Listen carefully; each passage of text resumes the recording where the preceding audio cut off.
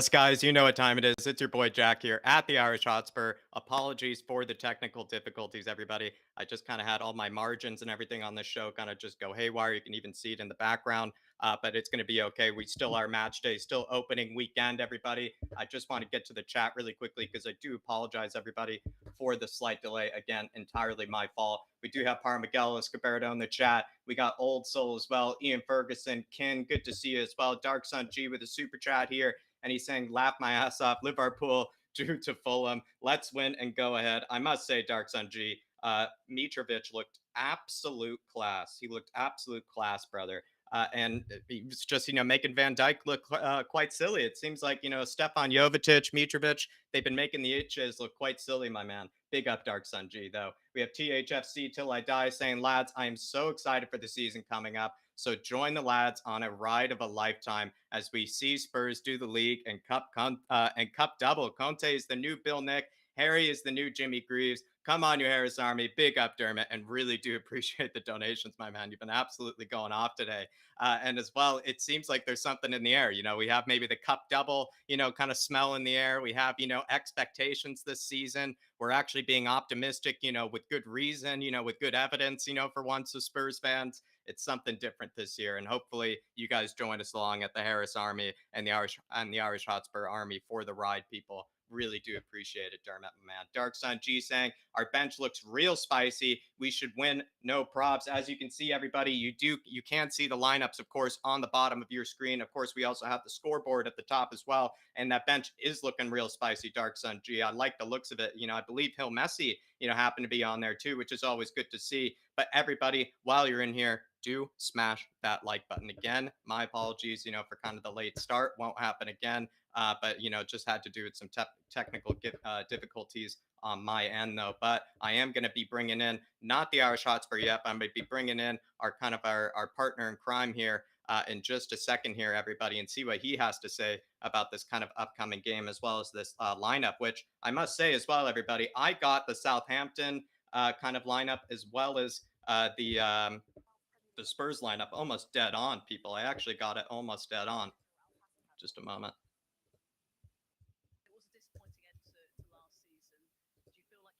Seems not to be working there.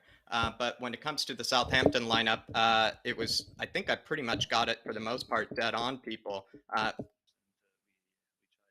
see. For the Southampton lineup, I did guess the three in the back. We have Generpo, Bednarek, Salisu, Valerie, Kyle Walker-Peters. If you did watch Stats with Jack, people, you would have saw that I predicted the back three. They're going with Romeo, Ward-Prowse, Alavia, that new center defensive midfielder. They got Armstrong, and then Aribo up top. Aribo, who did play as a striker in the Europa League final as well. So I got pretty close to getting that lineup for the most part correct. I don't think I included Lavia, and I'm not sure if I included Valerie. I think I expected their new signing, Bella Kotchap, to come into the team. When it comes to the Spurs lineup, though, I think we can, for the most part, kind of expect it to go decently. This is the team that, got us into top four in the first place. But we're seeing Brian Hill on the bench, Ivan Perisic, Fraser Forster, Jed Spence is making the bench, which is nice to see. Lucas Moura, Clement Longley, Yves Basuma. Absolute class bench there, Dark Sun G. Absolute class bench, my man.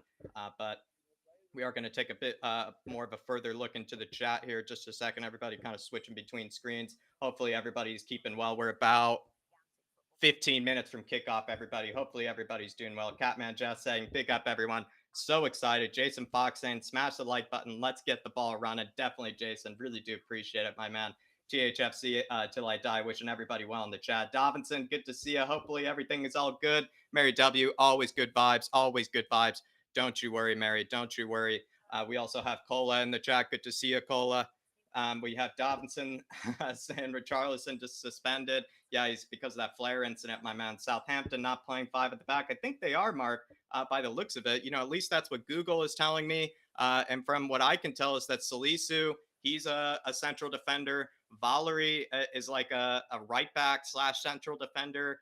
Bednarek is a central defender. Kyle Walker-Peters is, a right back for them. And then Generpo has been playing as sort of a left wing back, for them in preseason. I even spoke to a Southampton fan yesterday. Lavia, Romeo, and Ward-Prowse, those are all central midfielders. And then Armstrong and Aribo are probably the two men up top. So it's basically a 5-3-2 or 3-5-2 So we'll see how we come up against that. Is that going to be tougher than, Hasenhüttl's normal 4-4-2? I'd be very interested to see what you guys have to say about that. But big up, everybody. BBC is showing 4 at the back. Well, I'm not sure about that, my man. I don't really know how they would make that sort of configuration, because it would seem then that, like, maybe it's a 4-4-2, but I don't really feel like James Ward-Prowse would be playing as like a right midfielder, my man. I don't feel like he'd be playing as one, but maybe they have it right there. Tequila, good to see you. Liverpool dropping points already. Yeah, I mean, we're already closing the gap as we speak, my man. We're already closing the gap as we speak. Huge home support in the crowd, I bet, brother. Absolute huge home support. I definitely can imagine. And I bet the South Stand is going absolutely crazy, my man. It's going absolutely insane. Just trying to get my game actually up on screen here in just a moment. Let me take a look. Hopefully I can see that beautiful stadium along with you guys. No, it's running a commercial. Jason Fox, good to see you. Ellie Yates saying, love the new look, color scheme amazing, appreciate it, Ellie. I actually looked a lot better before. I actually messed up all the settings prior. I even had a kind of a small panic attack about it, but clearly keeping it all together. Absolute Bore saying, I'll take 2-0, 1 goal in each half. I'm kind of going for a 2-0 as well. I could see this being very, very cagey, if you know what I mean by that. Just because Hasenhüttl, he's made it difficult for us in the past. Conte, he's not really, gotten the best of Hasenhüttl yet. He's just given us some tough games. So I know what you're saying there. I definitely know what you're saying there.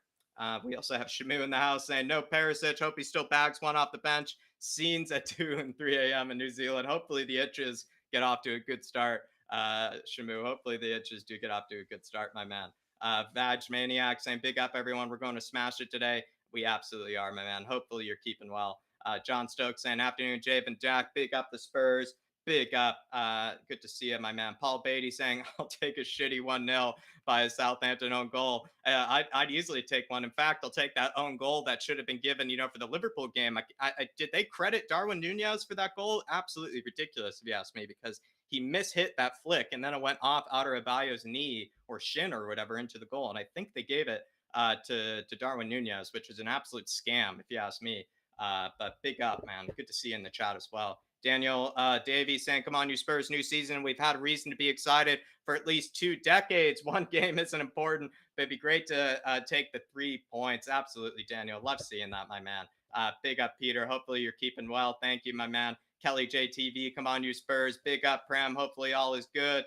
Kai Bike in the house saying, pick up everyone, first game of the season. Let's go. Come on, you Spurs. Everybody, like I said before, while you're piling in, while you're coming in here, do smash that like button if you haven't already. Do hit that subscribe if you haven't already. You definitely need to chat. If you want to throw any chats in, you definitely have to be a subscriber. And as well, everybody, let's spread the good vibes. It's game day, people. So hopefully you're all keeping well.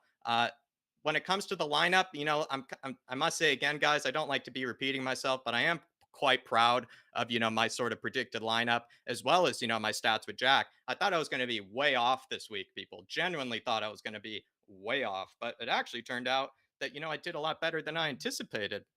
And, when it comes to, predicting maybe Southampton's sort of, situation, or when it comes to, kind of seeing Spurs' situation, I kind of, I'll be quite proud of myself. I saw that they would go with kind of the same lineup, Spurs, that they did, kind of getting into us into top 4, as well. I was kind of seeing that Southampton have been making this kind of transition to a 5 in the back. So, kind of feeling pretty proud of myself. I'm going to be bringing in David here, everybody, in just a moment.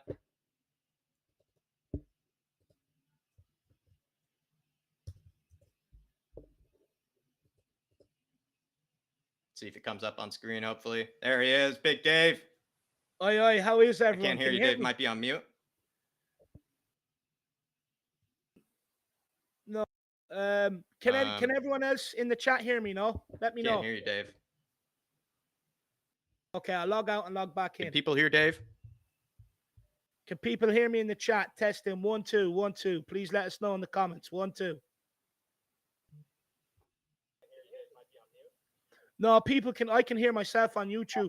Sorry about that, Dave. I had something muted in the OBS. There we go. Sorry about that, Dave. All right. Shaky start. Apologies, Dave, but people are liking the new look. They're liking the new setup, and they're pumped, for the season. No, look, no better way to have it, my man. I mean, look, it's the first game of the season. If you can't have optimism and excitement going into that first game, I mean, what can you have, Jack? You know, if you can't Mm, find the joy in that. And look, for me, I think it's a pretty tasty fixture. This it's time to put some rungs from last season right now. You know, what better way to start it off against a team that we struggled with last season, a symbol of what we struggled against. You know, low block teams, teams that block up our middle, teams that put pressure on us in the middle, like Southampton done in both games. We yeah. only took 1 point, plus the disallowed goal from Harry Kane. So now it's time to put last season's wrongs right today and start the season as you mean to go on, Jack. We've got Chelsea coming up after this. Let's get the 3 points today and then take it away to take this train to Stamford Bridge. Absolutely, Dave. I love that. What have you made of the fact that, Southampton, like I was just saying, have gone with maybe some sort of different lineup than maybe we're used to, or kind of, different players, just a different system? Are you a bit more, intimidated? Are you optimistic? Do you feel any different?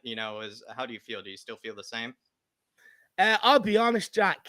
I actually couldn't give a fuck what Southampton do at the end of the day. Maybe I I should add really that. I'm couldn't. very proud of myself. I'm very proud of myself for doing all that Southampton research. Look, at the end of the day, look, we both have to do a bit of research. You probably more than me, Jack, you know, the stats of Jack and stuff like that. But I really couldn't care less what they do. Today, my focus is on Tottenham Hotspur, how we play, how we do, if we've learned our lessons, even from the Roma game, playing against teams that are happy to block up the middle and sit back. So it'd be very interesting to see how we do. How does Kane and Son look? Bentancur, can he continue his form from preseason? Yeah. Can Højbjerg pick up his form? Biggest thing for me, Jack, is can our defense hold out and keep us a clean sheet? Because at the Yeah. end of the day, if your defense holds out, it gives you a better chance of getting a result. It gives you a better chance of getting a win, even if we're not playing well. Can that back line dig in and hold out and hopefully get us out there where we can sneak a goal? And that's what my hope is. But Jack, the biggest thing for me is you want to beat this Southampton team today. We can't start with Eric Dyer taking 7, 8 touches across the back line. We've literally got to start as we mean to go on. We've got to take one touch, move the ball quickly. We spoke about in the pre-match build-up. The way to beat these teams is not take 8 touches, pretending you're looking forward, and then pass it sideways. You don't even need to look to pass it sideways. You should just automatically know it's there. So instead Mm. of doing that, one touch, out your foot, move the ball, and start with intensity. That's the biggest thing today. Start with intensity. Start as you mean to go on this season. Definitely, Dave. Love hearing that. Dark Sun G saying, wasn't Southampton where Kulu and Bentancur's Premier League debut came from? Please, 6-0 win. Perhaps Southampton, Dave, they caught us on two different occasions when, the lineup wasn't very strong. Confidence was maybe a bit low. Mm. As much as I like to read into, them getting the better of us in those games, we didn't have Bentancur. We didn't have Kulusevski. We were starting Winks, I think, in both of those games. We had Dele Alli starting in one of those games. I think, the draw. So, maybe it's a bit unfair to Spurs because this is maybe a fairer test, or this is a better Spurs coming up against Southampton. Well, some would argue the case. It's not, Jack. It's the exact same. No new It's guys definitely in the not, lineup Dave, because whatsoever. Harry Winks started in that But game against Southampton, and then like we said in the original game, Dele Alli, Harry Winks, and I think Højbjerg was that midfield against Southampton. yeah, look. Um, One thing I will say is that there's no Harry Winks in the match day squad whatsoever. There's your punishment for not giving up number 8. Next time you will do what you say. You're supposed to be a Spurs fan. We'll hand that number over to Basuma, which every Spurs fan wants to see. So first of Mm, all, it's good having him nowhere near the team, Jack, because we just knew every time he played, we've got a soft middle. Teams pressurize him, take the ball off him, and go on and score yeah, goals. And that's exactly what they done last time. Waited for Harry Winks to get the ball. There's the trigger. Press, press, press. The other attacking players, they already know who to press. Go and press the centre back and the full wing back because Winks will not turn to go forward. So it was very, very easy for them to play against us. With Bentancur midfield, who you can press him all you like, he's just going to get on the half turn. He's going to use his elbow to push away, get on the half turn, create his own space by pushing himself off the defender with his arm, and he's playing it forward. So I know Hassan Hutler is trying to play this new pressing system. It's going to come back to bite him in the ass today because we relish teams that come and press us. They play into our yeah. hands by doing Space in that. behind is what we want. Actually, that's what we Yeah. don't want is there to be no space in behind, because then that's when people start thinking that we struggle against low block teams. But Southampton, I mean, they've yet to really come up and play us as a low block team. What they actually like to do, Dave, and we did that in that animation on Stats with Jack. They almost press you, but they try to keep everything in front of them while Mm. pressing. So what they really are going to try to make us do is what I expect. They're going to try to make players like Eric Dyer, players like Romero, players like Ben Davies have the majority of the ball. They don't want Bentancur and Højbjerg to be running the show. They would rather Eric Dyer take those 12 touches on the ball, like you said, and that might be, the trouble that will come up today is Southampton might target certain players, to have the ball and then maybe force other players to give it up. Yeah, look, I definitely think so. But at the end of the day, Jack, many pundits, journals, and fans have Tottenham to be in a title challenge this season. So we want to be in title challenge. It starts with getting 6 points off nearly every team that finishes in that bottom half of the table. Look, as much praise as people want to give Southampton, or as dangerous as they think they are, they conceded the fourth most goals in the Premier League last season. Yeah. They finished 15th. I think that was for the fourth time in 5 seasons they've finished down in that sort of area. So let's not get this misconstrued. Southampton are not a great team whatsoever. Yes, they have Hasenhüttl, the Poundland, David Hasselhoff. Yes, they have some decent players. As a team, they're not great. They concede a lot of goals. We've got 2 Golden Boot winners on our team. We've got young Kulu there who came in and had the impact he did last season. There's no reason why we shouldn't be slapping 3 or 4 by these today and sending out that statement of intent.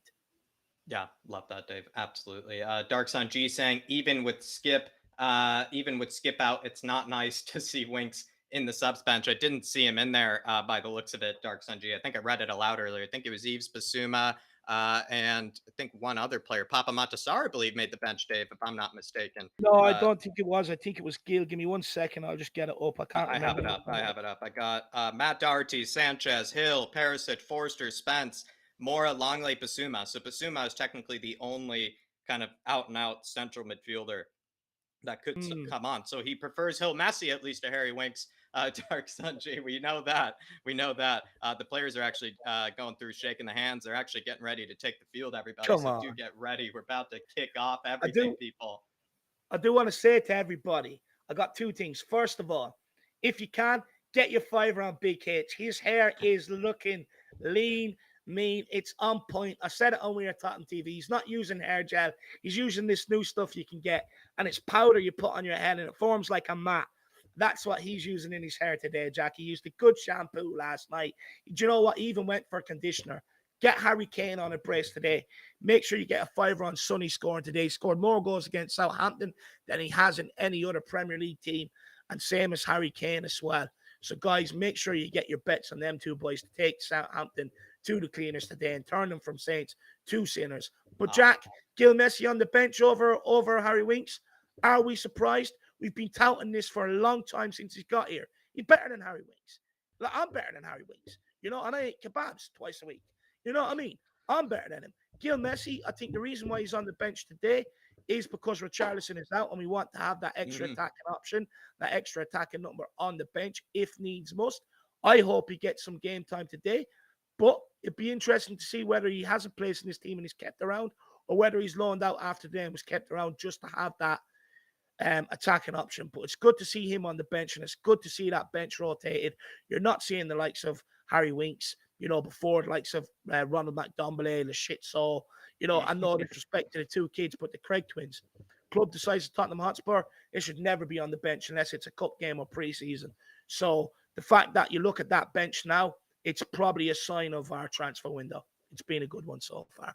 Paul Vamben with a super chat saying, I just want to see improvement. Come on, you Spurs. Big up, Paul. And I think that's what Conte said. That's what's actually his main goal this season, was just to see huge improvement from what they built last season. That's what he says real success is. And he actually defines success, I believe, Dave, by saying success for him is, building on what you achieved last season and then, maybe, compounding it and make it, better, and like use what you built last season and improve on it. And that's basically all he kept, reiterating. He said, yeah, it'd be nice to grab a trophy. He said, but a trophy doesn't exactly mean, that you achieved what you wanted to achieve. He said, what we really want to achieve is to actually, be able to, build on what you achieved the previous season.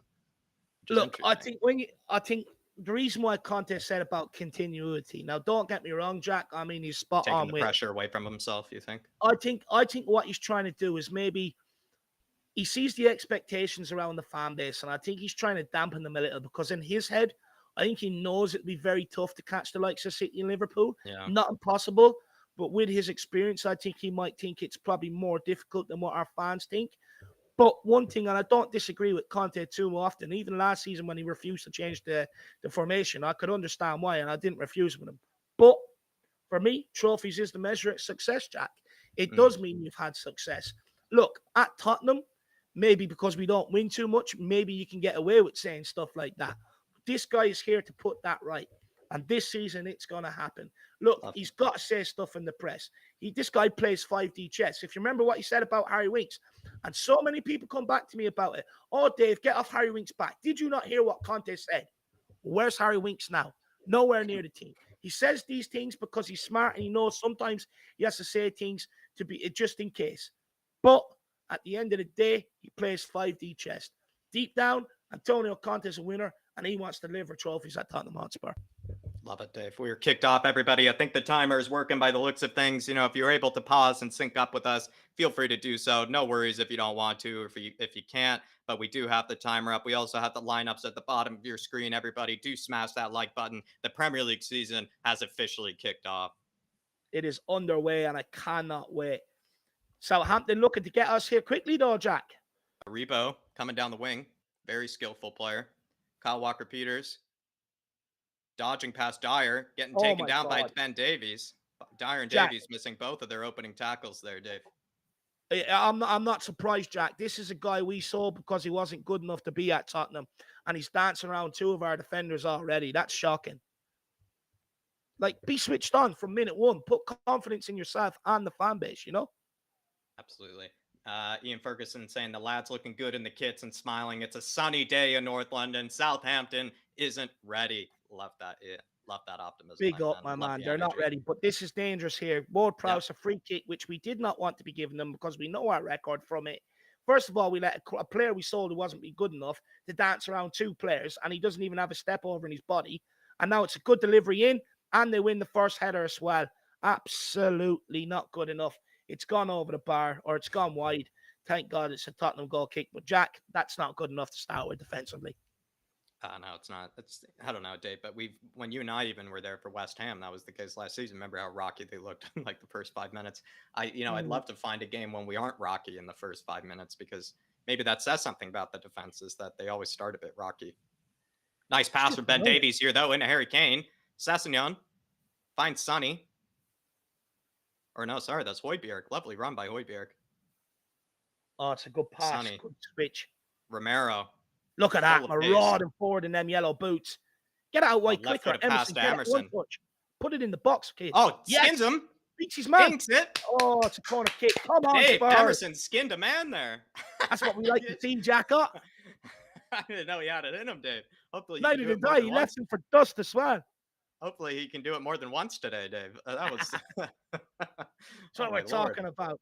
Let's get a good delivery in here. This is where DeVio or DeVio, whatever you want to call him, I'm going to call him the Da Vinci Code. This is where he earns his money, the set piece coach. You can see Son organizing people, putting them in position. Oh, yep. Let's go. Come on. Come on, Big H. Look at that hair.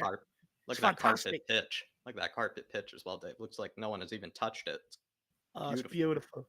Hopefully, Jack, we get asked on the next night there.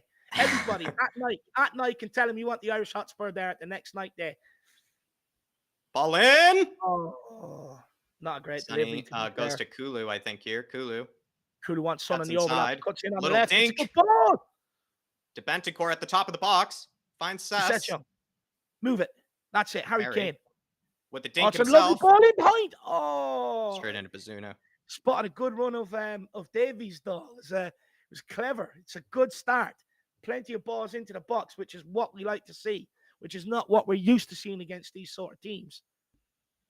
Harry Kane pressing Bazunu. Bazunu plays it wide to Salisu. Southampton trying to draw the press on and playing behind us. Oh, good pressure from Emerson. That's Lavia, their new midfielder. That's a big hit. Put the pressure on him. Go on, Sonny. That's lovely by Sass. Good press. Tottenham throw in. We win the ball back.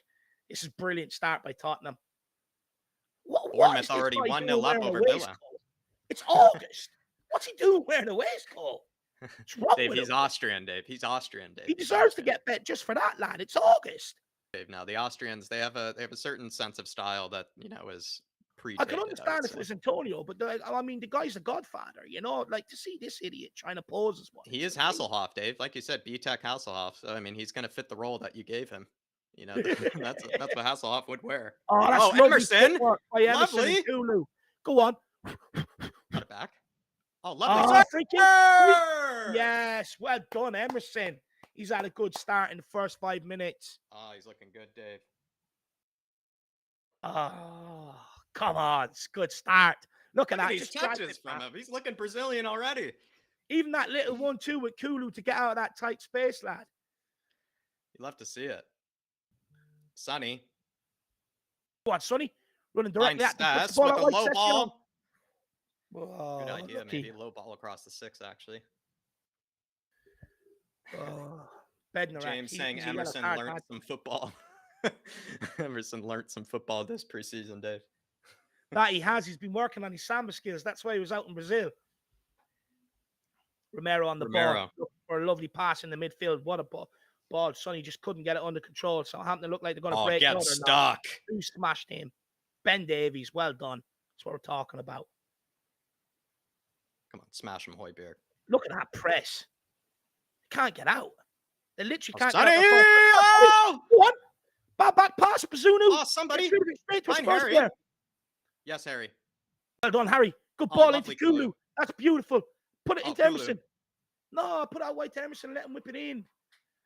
That's beautiful. Jack, that press is working absolutely brilliantly. They cannot get out their own half.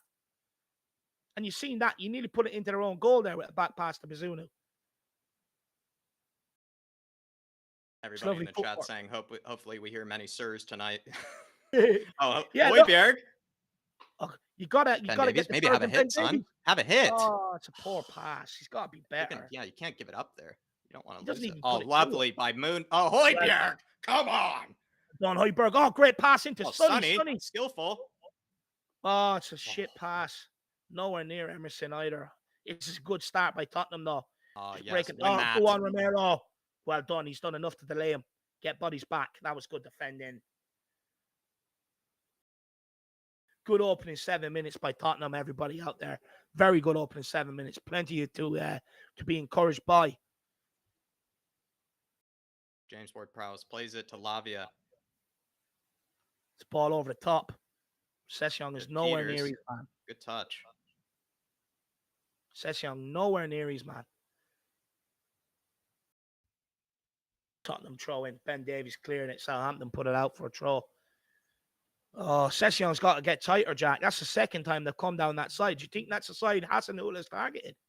I don't know. He's gotten stuck in on a few occasions, though, Dave. Give it a few more minutes. He was part of that good press that you were talking about. Yeah, that's true. That's true. Maybe I'm just grumpy because I'm sick. Harry Kane looking to press Southampton here again. They can't get out their own half. That's it. This is the signal for full press. Let's go. Bazunu gone long. Tries to go in behind Emerson. Emerson deals with it. Lovely. Look at that. Cushioned header, Jack. To Bentancur, who gives it away. Kulu was off on his bike. And Bentancur was looking for a 1-2. Oh, win this bounce. Show him the weight room, son. Oh, Højbjerg. Oh, what's he blowing for? He got sandwiched, Jack. You wouldn't like, I get it. No one likes to be the meat in that sandwich, but I don't know, Dave. He looked like he was asking for it there. It looked like he kind of wanted it. So, I mean, if he wants Bentancur and Højbjerg to smash him, he's welcome. They'll happily oblige. Absolutely love it. Big up Bob Coyes and big up Andrew as well in the chat. Big yourselves up. Decent start to the game by Tottenham. Come on. Sonny, bit of pressure here. One out by Højbjerg. Lovely. Plays a pass into Big H. Bentancur with the misplaced pass that somehow gets to Kulu. Kulu to Emerson. Emerson with a lovely ball. Sonny on the ball. What can he do? That's it, Sonny. Well done. Emerson. Puts one in towards the back, towards Harry, or towards Session. He's kind of insulting Bazunu there. But playing a ball like that, though, Jack. There just was not enough bodies in the box. Session was the furthest one in there. He's the only one in there. Shouldn't be putting that in there. Yeah, I guess Emerson didn't want to just play it short. He wanted to play it in. No, I get that. But when you've only one option in the box and it's Session, you got to be a bit smarter, maybe That's what I'm recycle it until you saying. get one Yeah, of that's what I'm saying. the balls Yeah, in he there. seemed too desperate to play it in. But he does show him the weight room right here, Gineppo. He nearly launches him into space with that kick. Oh, He that was is like, hilarious. he was just He's like, making sure that he was on the ground. It was like Dave, he even like, just, squinted his eyes just to make sure that he knocked him to the floor. see, Jeanette Pro has similar hairstyle to him, Jack. So, he's like, okay, you want to rock my hairstyle? Can you be as tough as me, just kick him into space. Southampton looking to come down our left again. It's a good ball in. Good clearance. Sonny picks it up.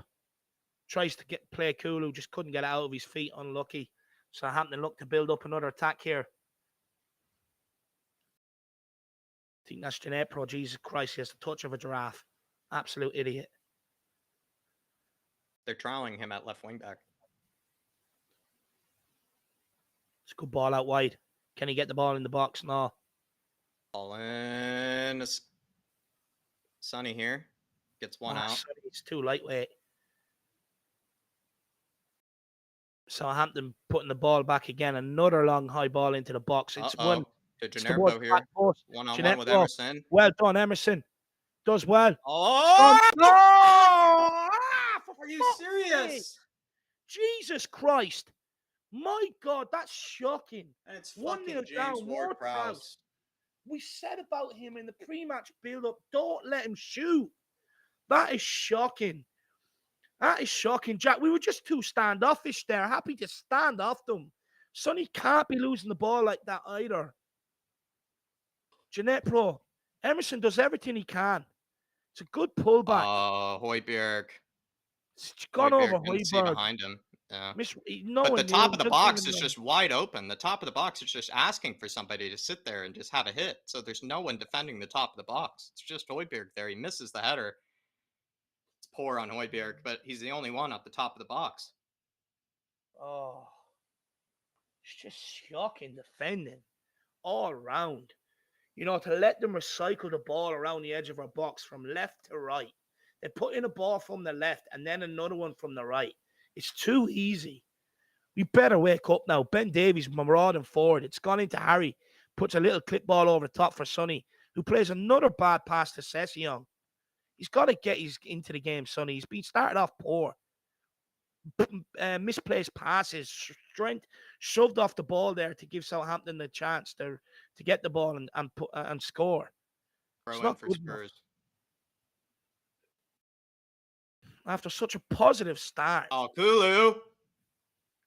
Sir! Penalty. No, of course, Andre Murray is not going to give it. Moon boots, 2 touches. That's better. Højbjerg. Kulu. Out to Emerson. Get it out. Get it in.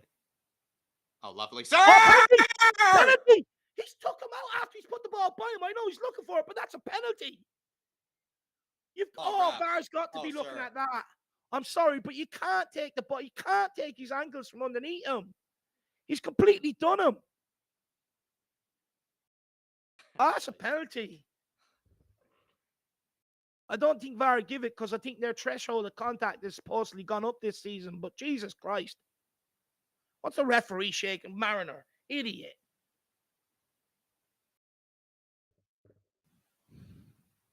One nil down is like 13 minutes. Can't keep dominating possession and then conceding goals. Yeah. Can't keep happening. Dave, I mean, what's really annoying about this too, Dave, is that we were looking good.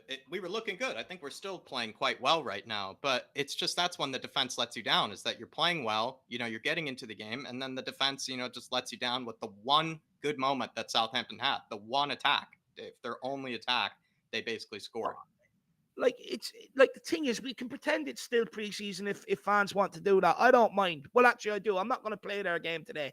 I'm not going to do it, Jack. At the end of the day, against Roma, first half, dominated possession, still went in 1-0 down. This half, dominated possession for the opening parts, still find ourselves 1-0 down. The Outlet says, scored by the player we should have signed. James Ward-Prowse, Jack. We spoke about him in the pre-match build-up. They don't even have Armando Broja. He's their main threat. He's their main source. Yeah. And to find himself free on the edge of the box is absolutely shocking.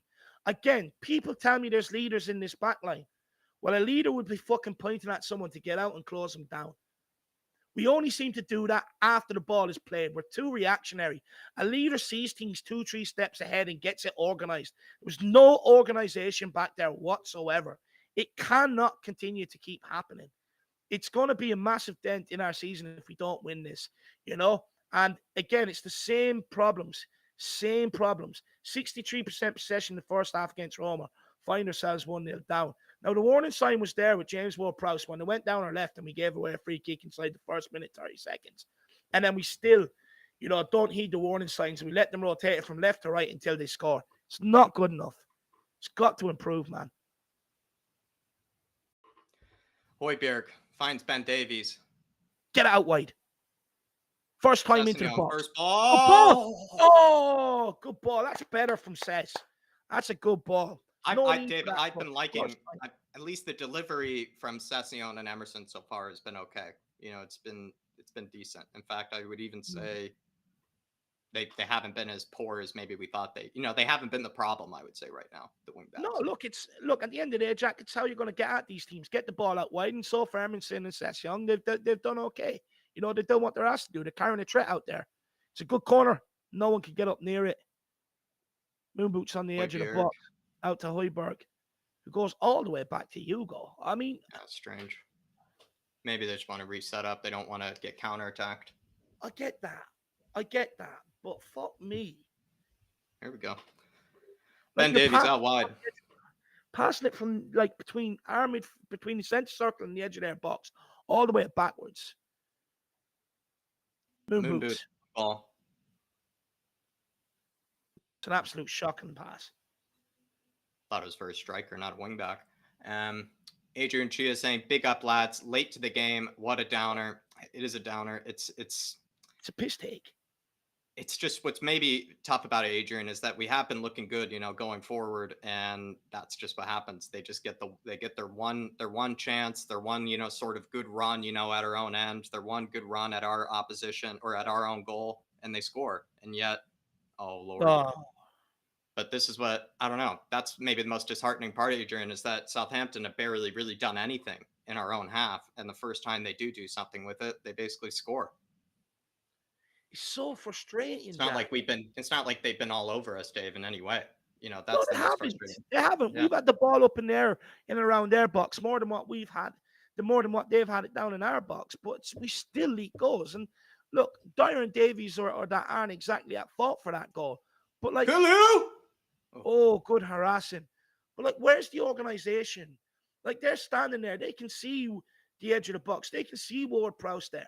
Why are one of them not screaming their lungs out, telling someone to get out, or at least get close to them and be aware of that danger? It's just shocking. It's appalling. It's something I've been talking about all season long. People think because people in our backline can speak 4 different languages, because they're multi-bilingual, they think he's a leader. I'm sorry, I don't buy it, and I'm not having it. You think that that really looked, though, that was a lot maybe on our midfield, Dave, because the midfield is a lot of times responsible for defending, kind of the top of your box there. Don't get me wrong. Højbjerg, again, he does not come from himself in glory whatsoever. But where's the defense telling him, to be aware? Did you see anyone screaming and shouting at Ward-Prowse? The only time I seen someone crying was Dyer after the goal went in. Now, what good is that after the goal's gone in, Jack? Where is that when before that ball's being played? Why is he not screaming at him, saying, "Be aware of Ward-Prowse, pick him up"? I mean, people do it on Sunday League. They can get their body turned, keep an eye on the cross, and see what's coming and tell people to be aware of it and pick them up. Why can't he do it? No point in doing all this and slamming your hand and everything else after the goal has gone in. There's no point. You got to do that before the goal goes all in. Go on. Oh. Goes out for a corner. Well, Dave, we're just going to have to, see out these next 20 minutes and, save your rants. Yeah. Oh, good cut out. He cut that out well. Emerson plays moon boots. Now's not the time to be standing still. Højbjerg finds Ben Davies. Ben Davies to Harry. Recycled back to the middle to Bentancur. Just pings it out wide to Emerson. Good pass. Oh, quicker.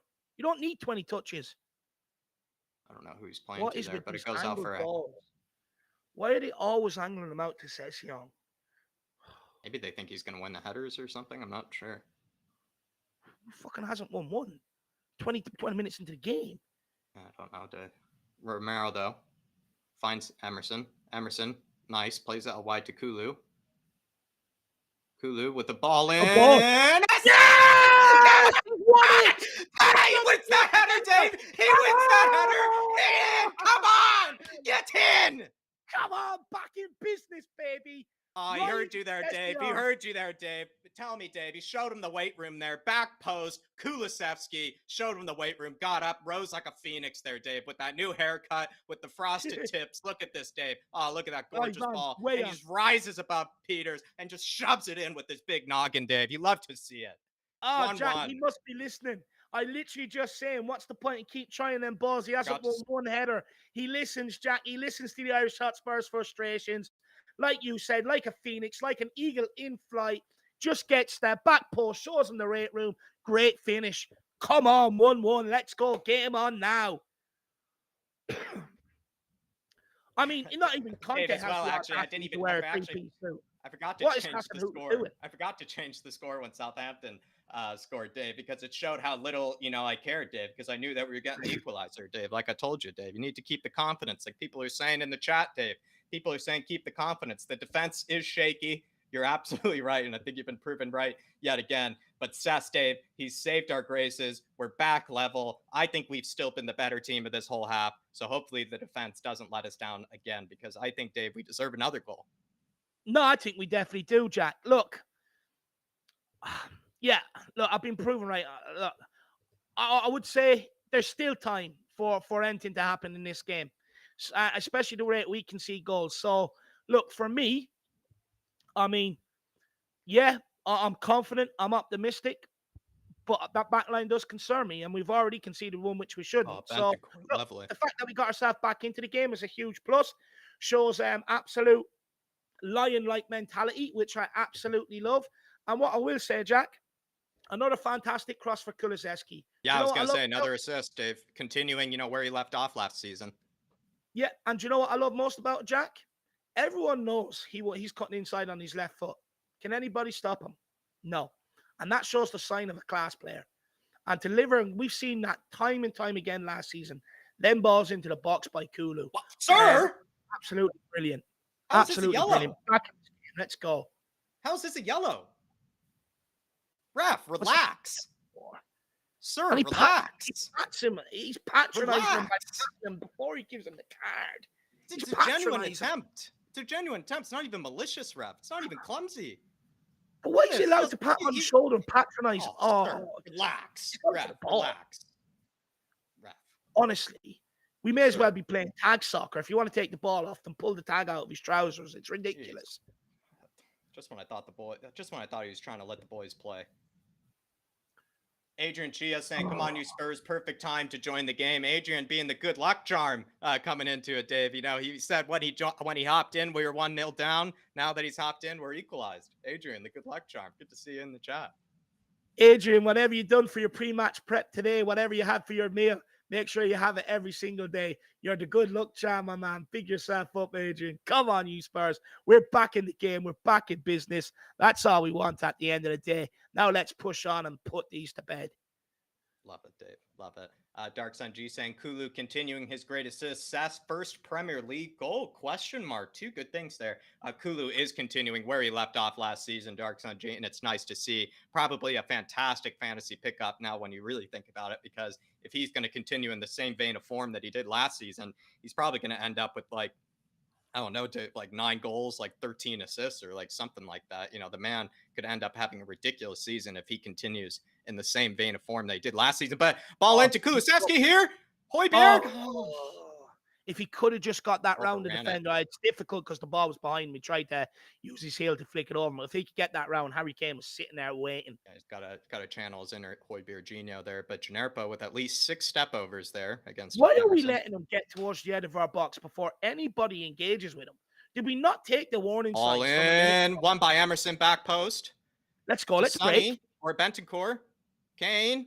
Oh, what is that pass? Oh, Moon Boots, are you serious? that's a free out. No, referee Højbjerg. doesn't like his whistle today. There must be chili peppers all rubbed around it. Lovely, lads. But geez, Moon Boots, why are you playing that back into the middle after they just won it from us in the middle? Romero, good switch of play. If Dyer won't do it, Romero will. Sessa's first Premier League goal, though, quickly for Dark Sun G. He's asking that. He's not even sure, Dave. You know, when he's asking I know us, he that's scored not one a big against sign. Bayern Munich. But that was in Champions League, so Yeah. it's a Premier League goal. I think it could be his first Premier League goal for Tottenham, Dark Sun G. Look, Dark Sun G, you're the stats man during streams, my man. You let us know if you find the answer. Can he get a good ball in here? Skin him. Oh, not sure what that Try is. to do Sir!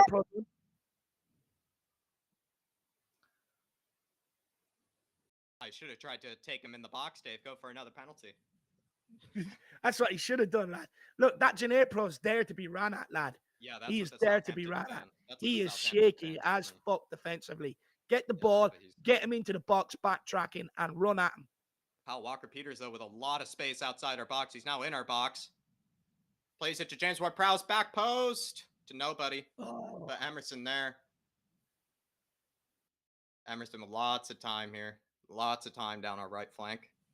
Going nice and easy. Plays it inside to Højbjerg. He shuffles it wide to Ben Davies. Hopefully we... Come on, Benji. Let's go, Sonny. You owe us from giving away that ball for their goal. Sess finds Ben. Let's keep doing what we've done to get that equalizer. We're getting down wide and put balls into the box. Coming from the right-hand side, I would say, our best attacks. It doesn't matter if it comes left or right, Jack. Just keep putting them crosses into the box. Lovely by Sonny. Kulu finds Emerson wide. Run at that fucker. Tries to sneaky pass into Sonny. Doesn't work out. Romeu finds Lavia. Finds James Ward-Prowse. Dangerous pass. We haven't been able to get Kane or Son into the game yet. 27 minutes in. It's a bit frustrating. It's been mostly Kulusevski and Emerson, I would say, have been the creative, kind of players. Joseph is... Yeah.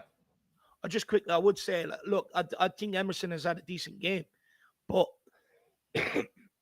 in the second half, if we're still struggling to break them down and it's 1-1, maybe around 60, 65 minutes, I'd be looking at putting Lucas on for Emerson and just instruct Lucas to run at Ginepro every opportunity he gets and causing problems. I'd agree, Dave. I'd really agree there.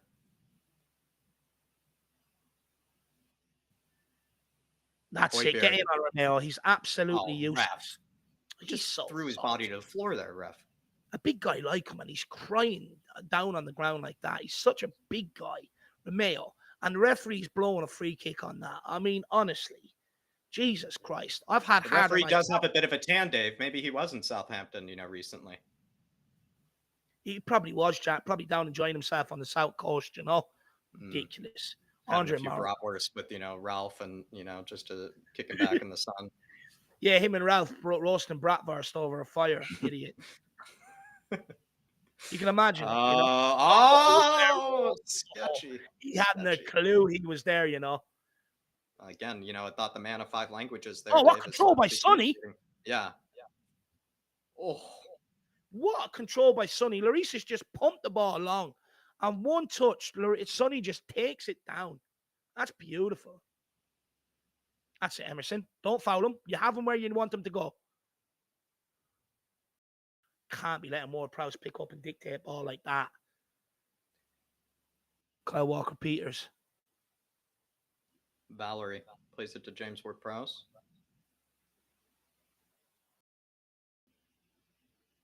That's it, Sess. Up his hole. Good press. That press that we employed for the first 10, 15 minutes seems to have worn off a little. Well done, Sonny. Great tracking back. Love to see it. Who's Dyer giving out to? Højbjerg. Oh, lovely 1-2 to get out of play there. Ben Davies' son, go, Sonny. He's playing too deep. Oh, risky by Bentancur. Just enough on it. Out to Romero. Romero. Now it's Højbjerg. Switch of play again. Oh, to Sonny! Oh! Yeah! What a save by Basuna. It was straight at him, to be fair. Oh, what a ball. What a ball by Højbjerg. Over the top, right onto Sonny's feet. Good first touch. Just couldn't get the shot off I think he wanted in that. Good save by Bazunu, though. Right at him, to be fair. Good positioning. But that's much better from Tottenham. What a ball by Højbjerg.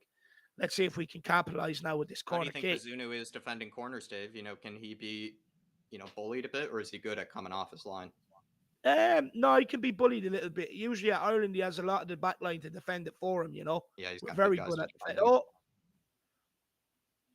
one thing Bazunu is, though, is a very good shot stopper and a very good distributor of the ball. Oh, yeah, definitely. Out to Sonny. Oh! You had your bet on. It's Eric Dyer. 2-1 Tottenham. What a ball by Sonny. What a ball in. Eric Dyer with the diving header, Jack. He was like a swan, just diving across the ground. Olympic goal. We'll give him 10 out of 10 for that one. Come on, Rocket Boots. Why are all our center backs, Dave? They're so much better away from their own goal than they are, near their own goal. All our center backs are like strikers, Dave. They're like world-class strikers, Davinson Sanchez and Boot Boots, near the opposition penalty area. Honestly, Boot Boots, look at that header. It's gorgeous, Dave. It's an even better finish, Dave. It's an even better finish than his header own goal against Newcastle last season. It's an even better finish there. With how far that went beyond the keeper, Jack, I actually thought it was Harry Kane that headered it. It was that much of a good finish. What a finish by Rocket Boots. Take a bow.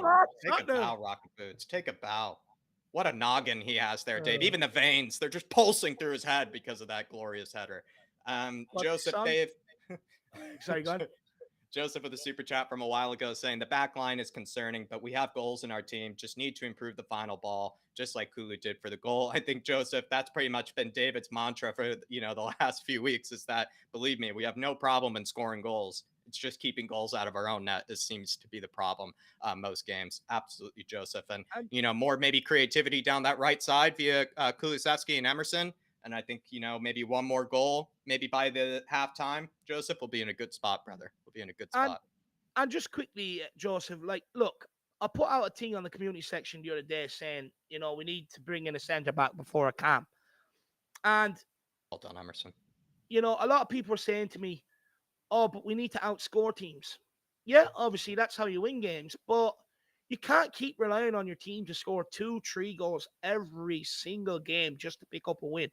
Some stage that back line has to keep clean sheets and help you at least get a 1-0 win and get out of there or get a draw.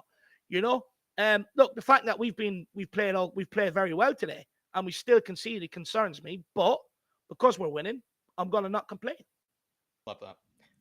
Just quickly from Nick, Moondog, if you're in the chat, Nick has just asked us from behind the scenes if you do have your Eric Dyer bet on, because this season, he seems to be scoring actually, and he's actually going to maybe make Moondog a bit of the money back. Moondog, if he hasn't put it on, Jack, and I remember putting in a comment yesterday, and you said something about Dyer, and he said, he might have to do it now. I just hope he's going to put his bet on, I Jack. hope he did. I really do. Moondog. I hope you did, brother. Absolutely legendary. Big up, Joseph, as well. Thank you for the super chat, my man.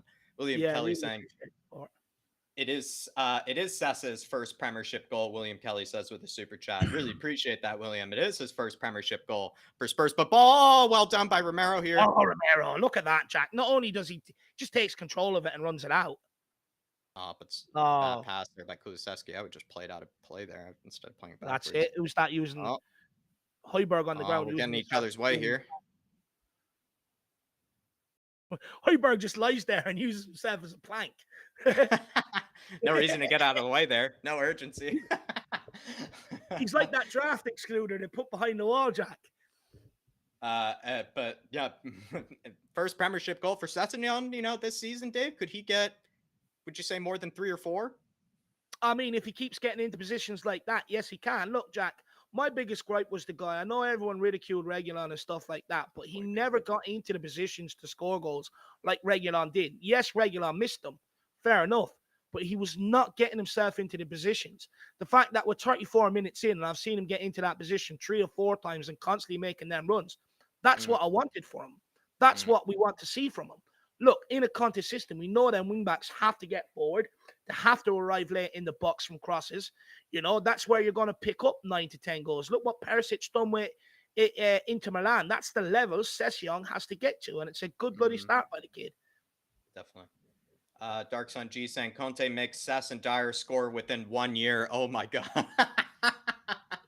he's improved them so much that Sessignon and Eric Dyer are actually scoring for once. Absolutely, Yeah. Dark Sun G. Love it. Emerson, though, maybe leading a counterattack here. Finds Oh, Harry Kane. Harry Kane, first time pass to Kulu. Kulu's oh, in behind. Oh, look at that. Straight forward. Oh, shows him the weight room. That'll do. Oh, he's going to size him up on this one-on-one here. Oh, lovely pull back. Oh, Emerson cracks on. Oh, foot it to Harry Kane. Oh, I just couldn't get it under control. Oh, they are dicing out the back. Someone just plow him. Someone win this. Oh, yeah. Less Manticore. I'll play Højbjerg. Oh, good try. Ben Davies. Into Sonny. Look at that quick turn. Look at the player Davies. He goes out. That's a bit of luck. Do you know what, Jack? A couple of times I've just seen it. Yeah, dude. I've seen it a couple of times, right? When Session gets the ball and is about to cross, Bazunu is already looking to make his way out to claim that ball. I think there could be a potential to have a sneaky near post effort from one of them crossing positions. The fact that Bazunu was already, anticipating and putting himself in position early and stepping away from his line to try and claim a cross, you know, if I was one of them, I'd have a sneaky effort towards that. You know what you would do then, Dave? What you would do then is that you bring on someone like a Perisic, Dave, who can really, like sneak, something like that, because he can hit it with both feet. It's on. I'm telling you. Sonny here, top of the box. Finds Bentancur. Nice pass. He's so good on the ball. He's just Bentancur, right? I know a lot of people won't give him the praise he deserves because he makes it look so effortless. But he's just so good on the ball. He always has 10 minutes on the football. Oh, lovely touch by Sonny. Here we go. Sonny finds Ben Davies. Have a hit. Have a hit! Oh, good save by Bazunu. Oh, Ben Davies. See, Jack, this is how you beat teams that sit back. You just get the ball, put shots on, crosses into the box. What an effort by Benji. Big up Dark Sun G. He is making Sess and Dyer score within a year. It's just, the levels of improvement that we're seeing from these players is ridiculous, Dark Sun G, and really appreciate the super chat. Adrian Chi is saying, had sashimi and loads of beer for dinner. Come on, you Spurs, Adrian. That was the meal of champions. That is the meal of champions, Adrian. Dave, a bit of nice, beautifully raw fish. He's probably knocking back the Sapporos, or, the Ichibans, those beautiful Japanese beers. That just sounds delicious, Adrian. Sounds delicious. Meal of champions. Big up, Adrian. I absolutely love that. Conte would like that too, actually, Adrian. It's pretty healthy, actually, for the most part. It's pretty healthy for the most part too, Adrian. So Conte would like that. Harry Kane.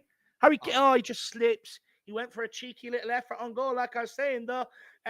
But yeah, Adrian, what was for dessert, my man? You gotta have dessert. Wait until after the game is over, Dave. He's waiting until after the game. He hasn't decided yet. He hasn't decided yet, I bet. Big up, Adrian. Big up, Adrian. Legend. Patty Higgins saying Dave loves Dyer. First of all, big up William Dark, Sunji, and Adrian. Paddy, you're a bad man. Look, what I will say, it's not gone too far where it's like Harry Winks and you will never, ever get me to like the guy. There's potential. Now, look, not going to get on his back today unless he makes a mistake, but he scored a goal. And hopefully, like I said this earlier on in the pre-match build-up, I hope the guy proves me wrong. I really do. I hope he can go on and back it up last season with another good season this season, but take it to new levels. And what better way than put one in the back of the net, Jacko? Look, I don't love him. I love Harry Kane. I love Son. I love people that deserve to be loved, if I'm being honest. But so far, 39 minutes in, no complaints about Dyer. That's rare. So good times. I'm starting to become convinced, Dave, that our defenders maybe except Ben Davies and Romero, are actually better the further they are away from our own goal. Like they actually, I think Ben Davies, or no, I think Eric Dyer and Sanchez Dave are actually supposed to be strikers. I generally think maybe they're supposed to be strikers their whole lives. Big, target men, they, with a decent finish on them. Maybe they've just gotten their career all wrong. Zoe's saying, I want the third goal so bad. Yeah. Kill it before halftime. Kill the game before halftime. Do not let them go in at halftime with any belief whatsoever. Because you know what Hassan Hüttl's team talk would be? Going to try and rally them up a bit like Pep Guardiola, or not Pep. Sorry, he thinks he's Pep. Mikel Arteta, he'd probably pull out the paper and pad, draw a love heart, split it in half, talk about the good things and the bad things. And Southampton will come out with belief in the second half. They will. They're going to come out and believe there's something here for them. So it would be nice to kill it before halftime, but if not, I wouldn't be too concerned. We look good. We look good today. I'm happy. And everybody, make sure you stay tuned because the Godfather and Nick will be joining us at halftime as well for more analysis over the half. Kusevsky here. Oh, Sir. well, he's just so strong. He's such a nuisance. If he's not skinning players, he's jumping all over players. I love him. Yeah. Oliver Freeman would be happy though, Jack. He has him in his fantasy team, and he called himself. He's coming up against me this week too. I think he's coming up against me this week. So Oliver, take it easy. Generpo with the throw in. I've done so bad so far.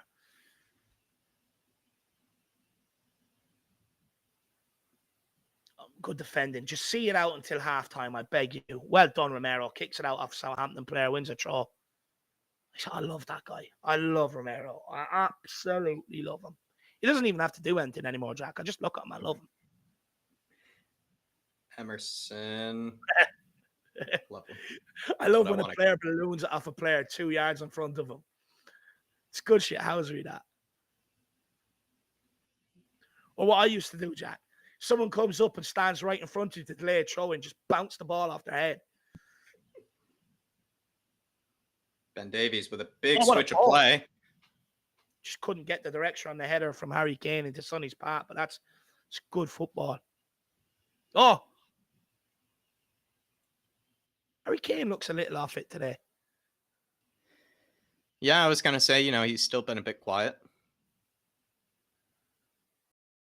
He's taking that throw in, though. Still got a goal in him, though. Don't worry about that, lad. Oh, I'm happy that we scored 2 goals without needing him to. Which is good signs, actually, by the way, Jack. Well pointed out. With the fact that Kane and Son haven't scored any of them, but we still scored 2. It's good signs. They didn't even, except for, I guess Sonny, played a major part in the second goal, but they didn't even play that big of a part in either goal either, except for Sonny, I guess. But good ball. Bentancur, Sonny. Kulu. Oh, good defending. Go on, Emerson. Oh, well dealt with. Well done, Højbjerg. Into Romero, into Emerson. He read him there. Generpo read him. Yeah. Oh, sir. Thank you. But you know what else is another good thing, Jack? Look, when Kane and Son were having off days last season, there was no one else to put the ball in the back of the net. But the two of them haven't been great here today, and we've found 2, which is a very, very good sign for the season ahead. Definitely. To Bottom Duda with a super chat from earlier saying, our midfield will cost us games, whether in a defensive play or initiating a counter. The midfield is so important for Conte, and this midfield is average, whether we like it or not. Interesting from Bottom Duda. I don't think it's average with Bentancur, I would say. I don't think Bentancur is average, Bottom Duda. I really don't. The way we've been watching him ever since he's come into his Spurs shirt, I don't think he's been average. So I think that's quite harsh. And then Højbjerg, nearly had an assist today. He hasn't looked too poor. I just feel like that might be a bit harsh if you ask me. And again, this is a midfield that got us into top 4. So if that's what an average midfield is, then. What I will say is look, don't forget you've got Basuma and Skip to come back into this if needed. But you also got to look at the formation. Our midfielders, the 2 of them, are the most isolated players on the football pitch with the way we play. The most exposed. Our wing backs are either back or they're out forward. There's no in between. Our defenders have a good distance from the midfield, and so do our attackers. So our midfield are very isolated in that formation. And it's not easy to do when you're that isolated to get a grip in a game like that, but we do. Sonny in behind. Sonny! Pass it! Oh, Oh! greedy Kane is going absolutely ballistic, and he has every right to. And I tell you why. Because if Kane done that last season, everyone would have absolutely ridiculed him for not passing that to Sonny. That is a disgrace. He's getting too greedy. I'm all for going for golden boots, but square it to Kane for the tapping. He's standing there for 10 minutes. That's so greedy.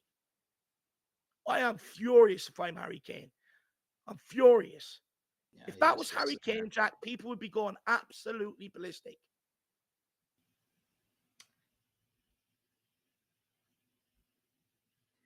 Back to Bottom Greedy. Duda's point, though, I just feel like this midfield got us in the top four to Bottom Duda. I feel like you're welcome to not rate our midfielders, but they still have, produced good results for us. And that's where I'm kind of basing my opinion off of them, is the results that they give us. Whether you don't really rate them or not, I can't change your mind, but I just feel like this, midfield pairing got us into top four. We also have a midfield pairing of Basuma and Skip that can challenge them and make them even better.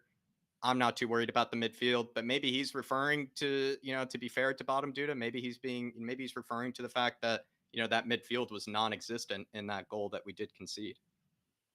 Yeah, I think that's probably what he's alluding to, Jack. The fact that, like you said straight away, that there was nobody there on the edge of the box, which is where your midfielders should be. Any danger around that edge of the box is theirs. It's theirs to pick up. It's been like that forever, and it'll be like that for always. So I think that's probably what he's alluding to. Look, some people say if we improved our midfield, it'd help our backline. I'll be honest. Look, with Bentancur, he's our most important midfielder, but look, Højbjerg's work rate cannot be underestimated, guys. You cannot underestimate it. Every team needs a player like him in the middle.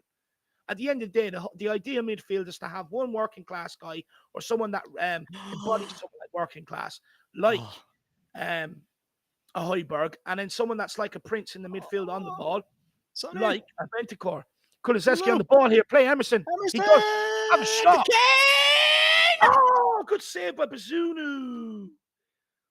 Oh, Big H nearly off the mark. What a save by Gavin Bazunu. Point blank range. Emerson, I was thinking he could have had a shot. Yeah. But what a save. I think he would rather pass it than shoot it, to be fair. To Bottom Duda, though, I mean, if you're welcome to have higher standards, my man, and he wants to be confident in his midfield, and he doesn't feel confident in it, and that's completely okay. And big up, my man. Really do appreciate the support and the super chat. Big up to Bottom Duda. Hopefully you're keeping well, my man, with this 2-1 comeback. Hopefully you're keeping well. And he did also say that. He did also say that Kulu is so good. Kulu has been probably one of the players of the half for me, and it is in fact half time. Everybody, big up to Bottom Duda. Appreciate the support. Love you, brother. Steve D saying, remember the famous five. I'm not sure do you know what he's talking about, Dave? And he's a laughing emoji, the famous five, question mark. No. Maybe the five. Yeah, maybe, allude to us. Steve D, just put it in the comments. We'll find it, my man. Adrian Chia saying, you lads set up Fantasy Premier League. Would love to join in. It's in the community section, my man. It's in the community section. Take a look at it, brother. Just take a look at it. It's there for you. But as well, I think it's, I'm not sure. I think there might be a code or something that Dave put in there. I think it's all set up for you. So everybody just head into the community section if you do want to join that fantasy page. We're going to start bringing in, hopefully, our guests of Nick as well as Philip. Hopefully Philip comes in as well. Does Philip have a link? Yeah, I sent it to him nice and early. But bringing in Nick as we speak. Dave, kind of post-match thoughts. Here's what I would maybe ask you is, who do you think have been the best, maybe who are the man of the half, or, who've been the best players of the half so far for Spurs? I would throw up Kulusevski as well as Emerson. Yeah, look, I think Emerson's had a good game, but for me, I think it's got to be Kulusevski. I would go Session as well, Jack, to be honest with you. I think the kid's had a decent half. Look, I don't think there's been any major standout performances, as if I'm being honest. I think everyone's sort of on an even keel, but the fact that we went 1-0 down and we've come back now and we're 2-1 up going in at halftime is a massive, massive plus, especially at home. It gives the team confidence. It gives the fans confidence. And hopefully now we can see it through this half and get it over the line. There will be times where Southampton will come at us and we will be penned in. But that's when we've got to hold out. That's when our back line will be tested and we've got to hold out, because if we do not score another one, we're in a winning position as is. Let's see if we can hold it out, because Southampton will ask us more answers in this second half. And we have our man Lazy 8 in the building. Nick, you're on screen. Good to see you. Thoughts on this, first half? You bet you were probably a bit nervous, seeing, us go 1-0 down. But now that we're 2-1 up, how are you feeling? I can't hear you for some reason. Oh, there we go. Sorry. Speak again. Yeah. Gotcha. You got me now? Yep. You can hear you loud and clear. My fault. Cool. Feeling a hell of a lot better than I was after the first 15 minutes, man. The first 15 minutes, we look good going forward, but with the same old defensive problems until we started getting our shape in. The goal that we conceded, man, you said it in the what was it? The predicted lineup. The danger man is James Ward-Prowse. It's inexcusable for him to be left with that much space in front of him where he can take it down on a bounce and be able to get that shot off. So I'm blaming Højbjerg for that, because he had at least 10 feet in front of him, and that's inexcusable. We know, and he didn't everybody even know what was even behind him. Yeah, and everybody knows that Ward-Prowse has a shot on him, and his number one job should be, when in that position, he should be right up his ass. Højbjerg should be up James Ward-Prowse. Everybody knows. The cannibals in Borneo know that James Ward-Prowse has got a good shot from distance. So that's inexcusable. However, what I will say is Højbjerg's hair is looking pretty sharp right now, and I think it's helping out his pass accuracy dramatically from what it was in the preseason. So I don't want to see any more scruff on the Dane, man. I want a sharp cut every time. But I do, except for that slip, of the slip of concentration, I think Højbjerg has been a hell of a lot better than he was in the previous couple of matches. He did look a bit shaky, though, in the beginning, to be honest. But, the bottom dude, I think, he's saying later in a super chat, which I will get to, he was referring to that. So maybe I did misunderstand him, because he was saying that he felt like, that midfield needs to be a lot better there. They were almost non-existent, and I didn't really see any of them. So he is making a good point there, because I didn't really see any. Philip is there, Jacko. Yeah, I'm trying to put him in. But I agree about Bentancur, though. But it's almost like he's doing his job so well you can't tell how well he's doing it. But I mean, he's turning over play and firing it to the right people. And as usual, as we expect from him, his pass accuracy has been great. Yeah, it's been absolutely fantastic so far, and long may it continue. Nick, I mean, what do you want to see from this Tottenham team in the second half? Just bear with us, Philip. We're putting you in now, in my man. Yeah, sorry, Philip. Well, listen, man, I like the way Kulu looks, and I like his aggression on the ball. But it's the same thing that we were worried about that people go over again, man. It's the dominance of his left foot, because it's even when passing, when it would be very easy for him to just turn his right foot inside and kick it, he's still looking to turn it in on his left, and it's taken him an extra touch to get whatever he's trying to do off. So not only that, man, he's pulling a little bit of a Lucas when he's coming down. At least at the first half of that half, he was running down blind alleys into defenders where he could have done a little bit of skill to get around them. So that's making me a little bit worried. It's funny, though. It's like the whole team grew into the match, and by the 25th minute, we were seeing a different game being played. Yeah. So we're on top of these guys. We need to do exactly what we've been doing, man. And I'll tell you what, if the defenders are scoring, that means Conte's system is working. We got Philip in the house now, and we're going to throw you and Nick some super chats, Philip. And Dark Sun G with the first one saying Sonny and Kulu with both an assist. Sess and Dyer tied with Salah on goals right now. So Dyer for the Golden Boot. Moondog, if you're out there, put a yard on Dyer for the Golden Boot. See what happens, man. What a finish from Moon Boots, Philip. Yeah, actually, I'm a bit of a disadvantage on this. I didn't get a stream until just after Sessegnon scored, so I was listening to it on BBC Radio, But I think the best thing you could describe that, it was a half of two halves, really. I mean, the first 20 minutes, it seems Southampton surprised us by coming out of the blocks, really. I thought they'd sit back. But I think once we got the equaliser, I mean, the man of the match so far is Basuma by a mile. He's keeping them in it with some of the saves. And we're starting to click. Sonny, how he missed that one earlier on, I do not know. He waltzed across the front of the area and just shot it into the back of the row Z. Do you think he should have passed that to Harry Yeah. Kane? Yeah, Because I can that was see. I Harry don't know Kane. whether there was a long shot of one of the Spurs players. I don't know who it was, but he sunk to his knees as the ball hit the back of the stand. You know, so, That tells you everything. Then that tells you everything about that. but I mean, I will forgive him that one. But I mean, no, it's been okay up to a point. Southampton are not out of this game yet. Though. We need goal number 3. We need another goal. I think if we get another goal, then we will go ahead and win comfortably. But you know, it's just that worry. Sean Ward-Prowse worries me every time he gets the ball. You know, and Walker Peters is having a good old joust with Sessegnon as well, which is good, right? You know, but no, it's look, we've created more chances in that first half, which is very, very, you know, uplifting really, and for the future that we've done this so much in the first game. And as Nick said there, the fact that 2 defenders have scored. Conte, I swear, Philip. Our defenders are better away from our own goal, if you ask me. I think they should all just be transitioned into strikers. Well, if they keep scoring like that, let's keep them up there. Keep them up there. You know. Well, no, Harry Kane hasn't done much yet, so Harry will come into it in the second half a bit more, I think. You know.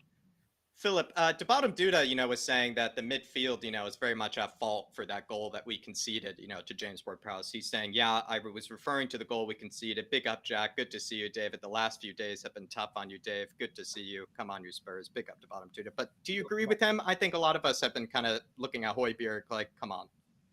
Well, it's kind of difficult because I was only listening to it on the radio at that stage. It wasn't easy to get a picture of what was going on. No. You know, so I'm probably not the best man to ask that particular question. But you know, I mean, if the criticism is there of Højbjerg, I'm sure it's well founded. If he didn't do his job, and he just missed the header entirely. Missed the header entirely.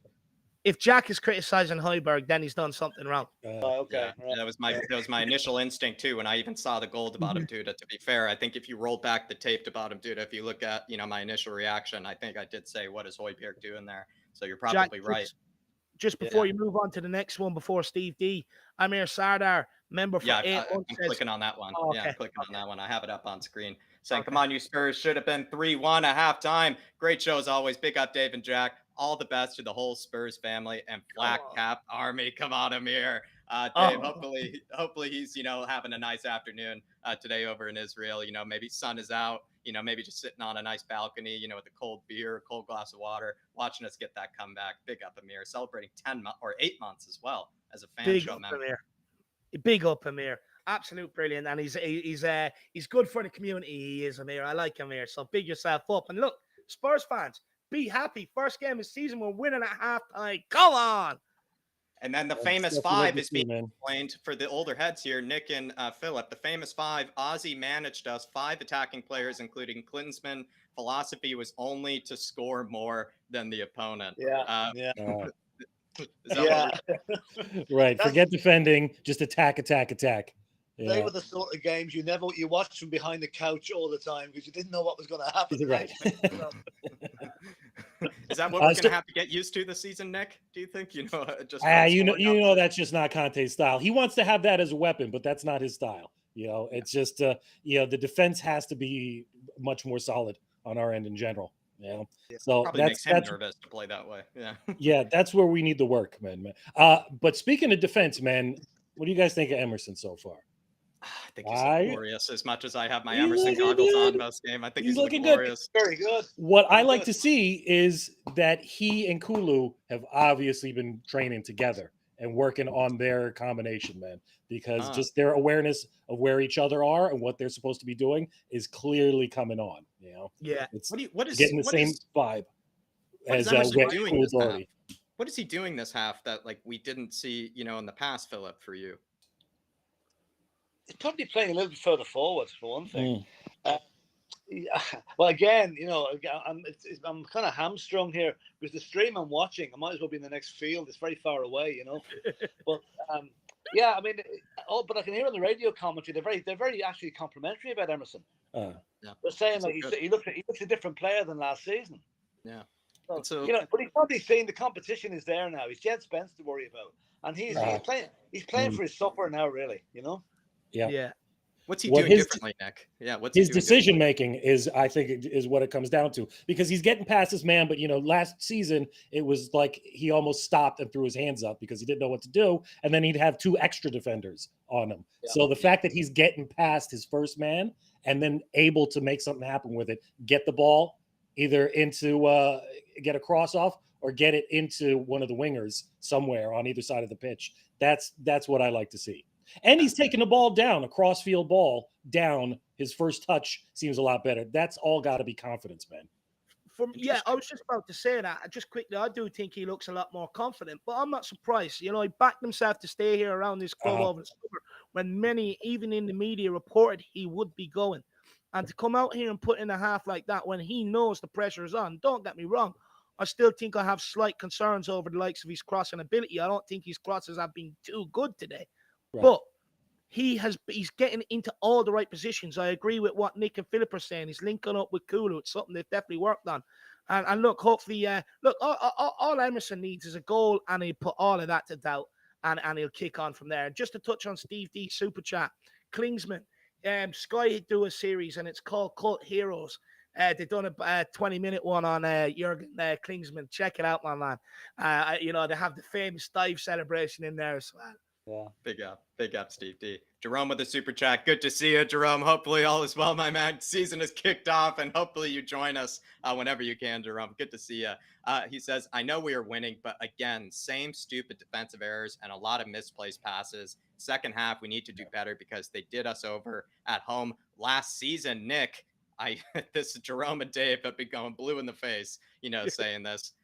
Have they been proven right, you feel like, yet again?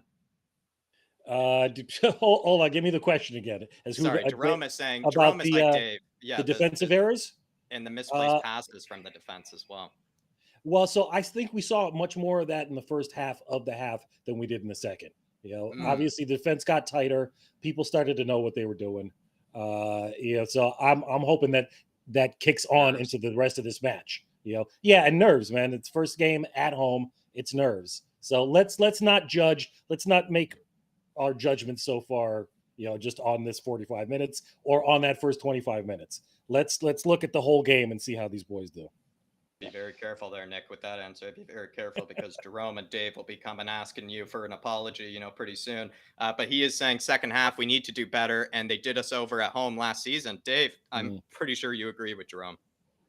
Look, me and Jerome, we sing off the same hymn sheet. Great minds think alike. That's what my mother always told me, Jacko. But, look, second half, we do need to improve because if we think Southampton are just going to roll over for the next 45 minutes, we're sadly mistaken. And this is where my concern comes in. If we've already missed 2 good chances, Basunu's pulled off a couple of good saves. If we can't put the game beyond doubt, is that back line going to hold out? Is it good enough to hold out when the pressure's on? Because we've seen what Southampton done for the first 15, 20 minutes. Get the ball out wide, put high balls into a box, knowing we're suspect. So, look, we've got to be aware of that second half, and we've got to come out and do even better. I agree with him about some of the misplaced passes as well. But it's not only been the back line. Son has had a few misplaced passes. Kane has had a few misplaced passes. So, look, that needs to improve all around. But I'd love to hear what Philip thinks on that. Yeah, well, the thing I'll look at, again, as Nick said, the last 20 minutes was better than the first 20. We've seen it get better as the half went on. Okay, at 2-1, it's always risky. It's very risky. But one thing I will say, look at our bench. Oh, we're in. Sessio! Oh, what a goal! 2 assist! What? What am I even seeing? What am I seeing? Yes! The system is working. Holy shit! Is working. Oh, wait a minute. No, referee. Offside? Referee, Oh, offside. no. No, please. Please, sir. No, who's offside? He's way off. He's way off. What a pass. Right-footed finish. What a finish. Oh. Look, boys, the game is back underway, so we'll let you go and watch the game. Yeah, I'm going to jump off. I'll see you guys in a little bit. See you at the end. Philip, Nick, see you bought a full time? All right, no problem. Yeah. Perfect. Come on, you Spurs.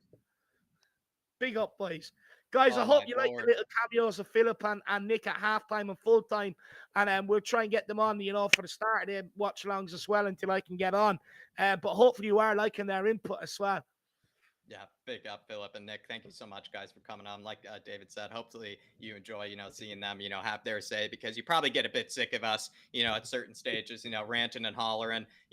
Probably get a few sick of my sirs and everything. You just want to listen to a different voice, every once in a while, get a different perspective. But Jerome, really appreciate the super chat, my man. And I know you and Dave sing from the same hymn sheet. Steve D also saying Kulu could become a club legend. If he continues in this vein of form, my man, he will be a club legend. No doubt about it, Steve D. Big yourself up, brother.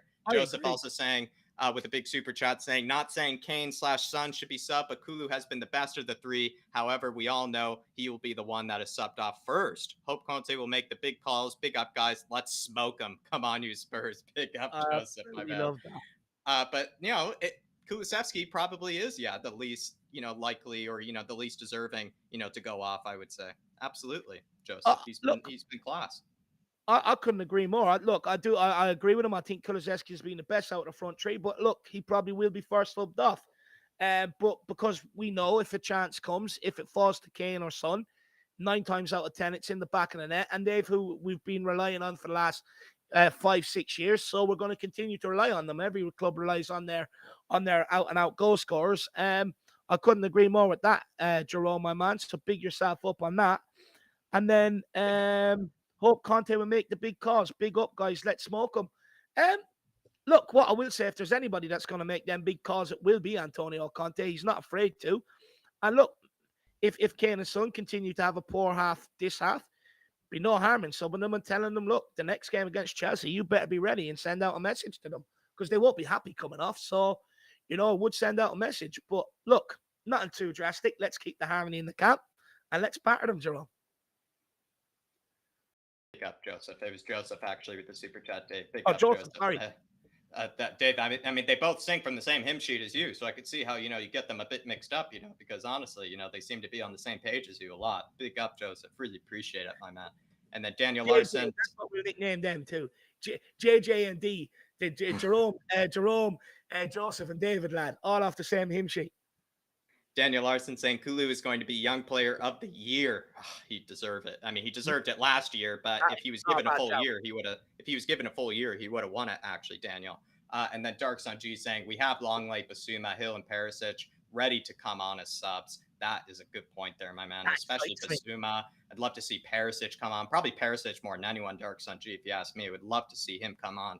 But big up, Dark Sun G. Really do appreciate you, everybody, for throwing in those super chats. Really appreciate you for tuning into this watch along. Lots of people have been watching, Dave, which is really nice to see. Thank you so much, everybody, for bearing with us today. Kind of first, match of the preseason. We're bringing you a lot of new stuff, as you can tell. I think David, probably filled out on his promise of, saying things are going to be a lot, better improved, for this season. Emerson! Oh!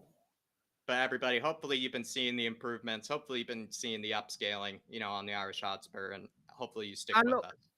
There was supposed to be a lot more to come this week.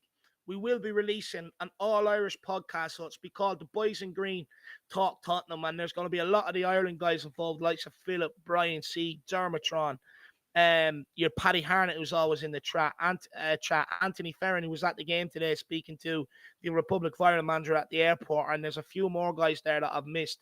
Adam William Cale, people like that, all going to be involved. That'll be kicking off next week, once a week. What's supposed to happen this week, but unfortunately, due to circumstances on myself, it could not happen. So, but everybody, been great reaction to the predicted lineup and the stats with Jack. Those who haven't checked it out, if you could and give us feedback on it, it'd be greatly appreciated. But it's much improved, and we are always constantly thinking about how we can improve the content and everything for you guys. So hopefully you enjoyed it, and there's a lot more to come as well from us this season.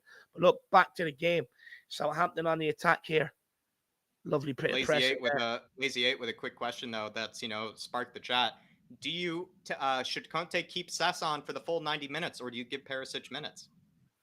Do you know what, Jack? When the guy is in that much confidence, like even though the second one was offside, he still had the confidence to put it in the back of the net. It probably wouldn't do his confidence any good to take him off. If Conte did want to do it, he could say to Sessegnon, look, I want to hold you back for Chelsea. I want to manage your legs because we know your injuries and stuff like that. If he was to do it, that would be the smart way to go about it. Oh, Sess again! Oh! What a ball Oh, by Kulusevski. Oh, my God. And Harry Kane. Blitz that defense. Play him in. Use the Son as the decoy run.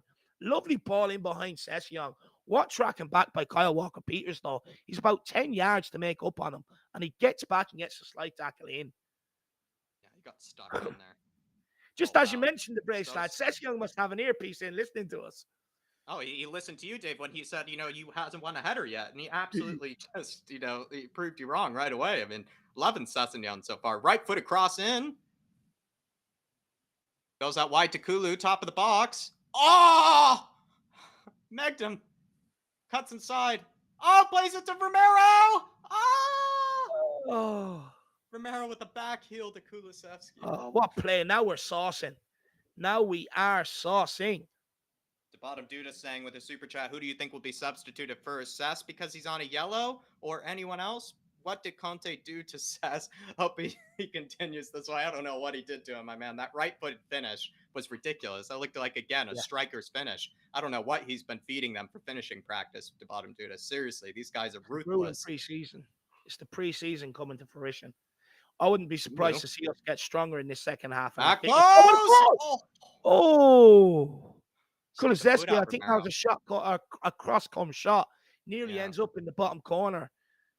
Oh, we are balling. Really I actually think our fitness will play a massive part in this second half, and we'll probably go on to steamroll Southampton. We are looking probably the fitness comes more into play in the second halves of most games, Dave. You wouldn't really see the fitness, I feel like, take much notice in the first half. You definitely would see it take notice in the second half, for sure. Definitely agree with you there. You'll see Southampton tire, and Tottenham, keep at the same intensity and at the same pace.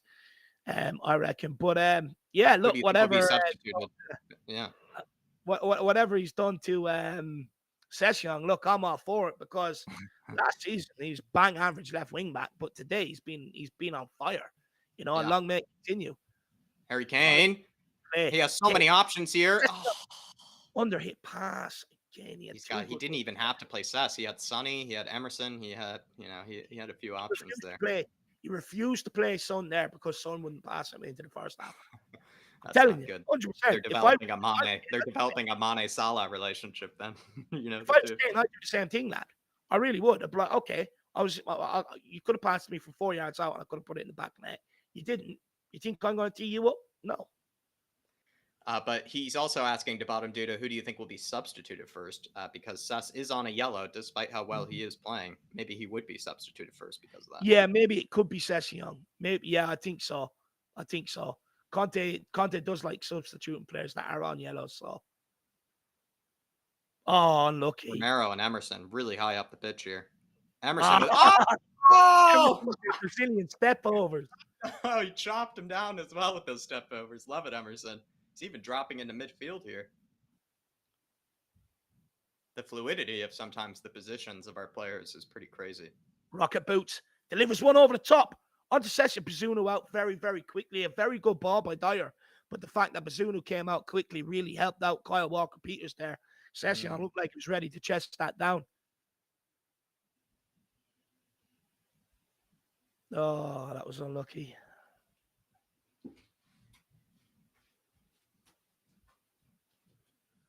Oh, this is a great. Stay down. Kill all the time you want. I don't mind. Just stay down. That's all we want, Jack. Just kill the time. The longer we're winning, the better it is. What's wrong with this player? He's lying down like he's giving birth. I think Bazunu clattered him. Kyle Walker-Peters, I think it is. I think he clattered him in the face coming out for that ball. Someone said that Kyle Walker-Peters, this is the third time that he's been down. Their physio looks like Joe Jordan, Harry Redknapp's assistant manager at the time.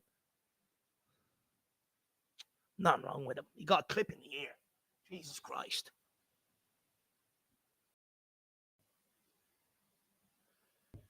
Come on, get on with the game now. It's getting boring. It's time wasting we want. It is, but yeah, true. Oh. Ian Ferguson saying Emerson is serving up Royale with cheese today. Absolutely love that, Ian. Absolutely love that.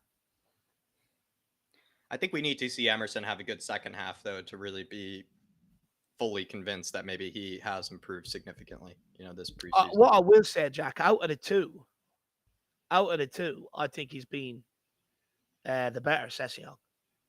Yeah, despite Sessegnon's goal and, everything. Yeah, I know what you mean.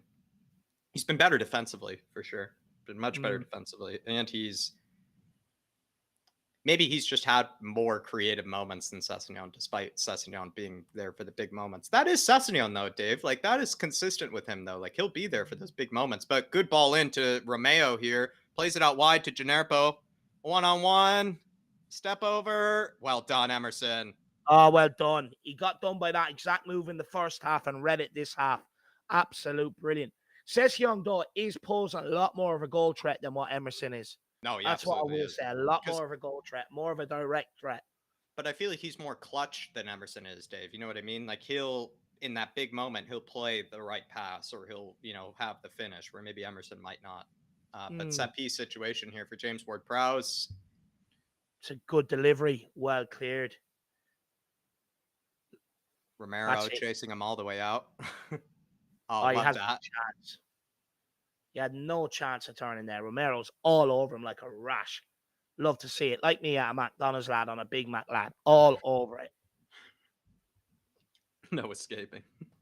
No escaping, lad. You put that seeds on the bun in front of me, lad. In fact, you can now get double Big Macs over here. Even better, lad. Never too much burger. Big long and throw for Stevens. Yeah, going for the long one. Can we deal with it? Yes, we do. Somebody clear it. Edge of the box to Ward-Prowse again. Was it? No. Yeah, that was Prowse. Look, that danger's there, He banged in 2 against Brighton last season. He's scary. He's scary. Got to be more aware of that. Got to be more aware of that. Can't keep leaving him free on the edge of the box like that. Whatever about that Leva lad, leave him free. As free as you want. But Ward-Prowse, you've got to be right up his hole. Zoe's saying Zoe's saying just need a third. We are all over them, but it's needed. Yeah, look, a third would be ideal. It'd completely kill the game off. It's absolutely needed. Look, don't stop there. Let's go and get a fourth, Zoe. Why being so unambitious? Let's be ambitious. Let's get 4 and 5. Big up, Zoe. Good to see you in the chat. Southampton building up the ball here. Tottenham happy to let them pass it around the midfield. Romeo on the ball in a load of space. And Ward-Prowse, he picks him out again in a load of space. It's gone out wide. Gets the beat in the session, gets the ball across. Well cut out by Eric Dyer. Romero loses out on the header. It's still there. Well done. Out! Oh, lovely bit of football there by Sonny and Bentancur, I think it was. Yeah, Sonny and Bentancur. Let's get it out, lads. Let's get it out. Get a grip of this.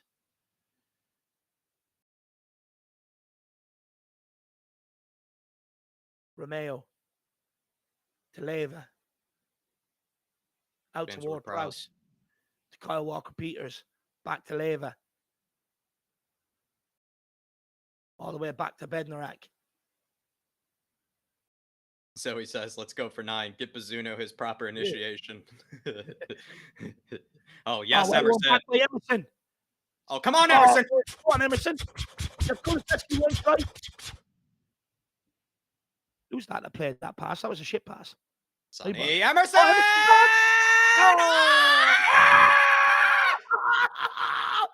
is that funny? There's an own goal. Oh, my God. Emerson would hit a barn door with a bulldozer, but he still forces the own goal. Lord. Come on. That's absolutely shocking defender. Who's that? Salisu, Dave, their best defender. He's right.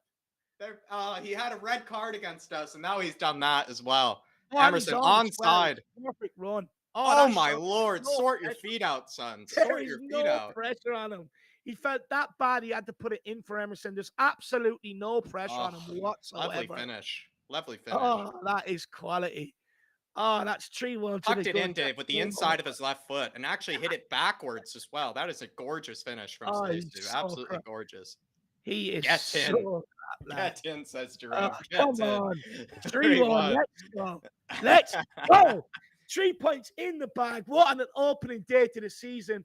Absolutely love it. Everywhere we go. Everywhere we go. Everywhere we go, we're the Tottenham boys making all the noise. Come on! This is what I've been waiting for the last 5 months, 4 months, whatever it's been. I've fair match in school. Who's counting? But I've been waiting for this. Tottenham back in action. It's 3-1 to the good. Let's go, baby. That third that Zoe's been asking for as well, And that's Dave. without Kane and Son playing well. She's been asking for that third since the first half, Zoe has, and now she's gotten it. Come on. Emerson is cooking today, says he. He's cooking all right. He's been getting lessons off the Don. It's hilarious to see Emerson play this well. It is hilarious to see him play this well. I didn't know he had it in him, I'll be honest. As much as I am his biggest fan, I didn't know he had it in him. Højbjerg with a gorgeous touch. No, and a beautiful ball as well. Son's off. Oh, skin him. King or Kulu wants it. Great pass. Yes! Yes! Number 21. His name is Kulusevski. Give me a changer from Sweden. Give me a changer from Sweden. Come on! Oh, Dave, what a goal there. We're running right. 4-1, Dave. I just changed the score, Dave. I just changed it. You know, they're not giving me a chance. They are working you today, my man. Oh, can't even count this high. We're at 5 goals, Dave. You know, once we're starting to get to 5 goals, Dave, you know, we're reaching a level we can't count to. You could be offside there, Emerson, potentially. Oh, chance of easy has been hurling around that stadium. Oh, a gorgeous finish. Oh, what a finish. What a finish by Dejan. Oh, Kulu, you're too good to us. You are too good to us. What did we do to deserve you? Look at that. One touch. That's sign of quality. One touch, out the foot, bends it like Beckham right into the bottom corner. Beautiful. Saying someone must have put extra gravy on that Swedish meatballs because the man is saucing right now. I love it. Dark saying, Perisic coming on. Let's go, lads. Times are just getting better. Jack, with 4-1 to the good, and we're bringing on Perisic off the bench. Oh, that's scary. That's scary. Dark G saying own goal has helped us once again this season. Laugh my ass up. It's always been our third best scorer. Actually, Dark G, did we even need to sign Richarlison? Because he was our third best goal scorer last season, Owen goals. So I don't know. Maybe we didn't even need a striker. He's been our backup striker all along, Dave, Owen goals. Yeah, own goals. Yeah, third highest goal scorer for us. Absolutely love it, lad. Absolutely. Look, I don't care how they come, Jack. They could come off the back of a cow. I do not give a shit as long as they're in the net. I actually love an own goal, Dave. It's so deflating as well, you know, for the opposition. Like, it truly is. So I'm all for it. I really am. Adrian Chia saying, come on, you Spurs. Let's get another 2. Beat the Gooners' goal difference. And we already are, my man. We already are beating their goal difference. Pick up, Adrian. We scored so quickly, my man. We scored so quickly after that. Too quick. I love it. I love it. Oh, it's a beautiful day. It's a beautiful day to be sick, beautiful day to be alive, beautiful day to be a Spurs fan. It's just good all around. Oh, it's a great Bottom day. Duda saying Kulusevski, man of the match, hands down. From the beginning, Dave, even from the first half, the bottom Duda was saying Kulusevski is looking sick today. So maybe he is. Yeah. Romero got in a bit of a scuffle. I didn't get to see it. Gimme a changer from Sweden, number 21. His name is Kulusevski. There's another soul out there. No one to hear my prayer. Gimme a changer from Sweden. He came from Juventus and he plays on the wing. Gimme a changer from Sweden. Number 21. His name is Kulusevski. Come on. Are they actually looking at a red card here? There's no way they're looking at a red card here for Romero's. All he did was just sweep his legs. It's not like it was really that malicious. Perisic getting a high five. Who's that Brad Friedman going to be? It's hilarious. Well done, Sess. That's the hitman, Dave. That's the hitman. You forgot. Great game. Great game. Well done, buddy. I've been a big critic of yours this summer. And so far, look, season is 38 games, not 1 game. But you've answered my questions, my man. Come on, Sess. Credit where credit's due. 4-1 up, and we're bringing up Perisic off the bench. I mean, this is just unbelievable times. This is gorgeous. Dark Sun G. What a sub, Dark Sun G. Ridiculous. Ridiculous to bring on Perisic. Oh, it's beautiful. Set piece for James Ward-Prowse. Did they give Romero a yellow card for that? I would assume. Yeah. I don't know, to be honest. I was too busy singing, Jack. James Ward-Prowse, ball in! Top of the box. Oh, he's clattered him on the edge of the box. That could be a free. Oh! He's gone over. Oh. Great game for Seth, says Jimothy. That's a great game. Great day. It's just a great day in general. Well done, Seth, says Welsh Gal, and bring on the itch. We sang in France and we sang We it sang in it Spain. inside. Sang it in the sun and we sang it in the rain. Rain. They tried to stop us, but look what But it look did. what it did. The thing I love most is being a yid. Oh, Being a ball in? yid. Being a yid. Come on, Kulu. Kulu. Go on. Oh! Shows the way. Oh! It's a they're penalty. asking for a They're penalty? crying for a handball. Sonny, he's crying for the handball. VAR would be looking at this, surely. They're all over him, Andrew Dave. This Martinez is what you telling want to him see, relax. Dave. VAR's got Dave, this. this is what you want to see. You want to Paul see the Tierney. players surrounding the ref. You want to see Yeah. you want to see them surrounding him, calling him sir. That's a Dave, they're penalty. surrounding him. They're calling him sir. You know, they're saying, I love sir, that. you know, please, you have to take a look at that ref. Paul Tierney, do your job. His hand is behind his back. It's hit off his arm and it's gone out. I know we're 4-1 up, but it's a penalty. They're not giving it. That is disgraceful. Absolutely disgraceful. Paul Tierney. I mean, Jesus. That's headed in. It's headed in. It's headed in. It's headed in. No. That's headed in. Jesus Christ. Oh, that is shocking, ref. That's abysmal refereeing. Actually, that's Paul Tierney's fault. He's the one in the VAR room. Still, 4-1 up. We don't need penalties to beat these teams, Jack. I want that goal difference, though. Dark Sun G wants that goal difference, too. I know, I do Sonny, want though. Kane. Ball in. That's another handball. Probably won't Cleared get that away. one either. They're taking pity on Southampton. 68 minutes in, they're taking pity on them. But the good thing is, Jack, we turned the Saints into sinners today, especially Saliba. Definitely, especially Oh! Saliba. Oh! Oh, what a ball. Unlucky. Go on, H. Well done. Well done, Højbjerg. Oh, what a win for Bentancur and Højbjerg. Lovely, boys. Lovely, Beautiful. boys. We are playing them off the park this second half. All them intensive training sessions and everything you've seen preseason, this is where it comes into it. This second half right here. Southampton are knackered.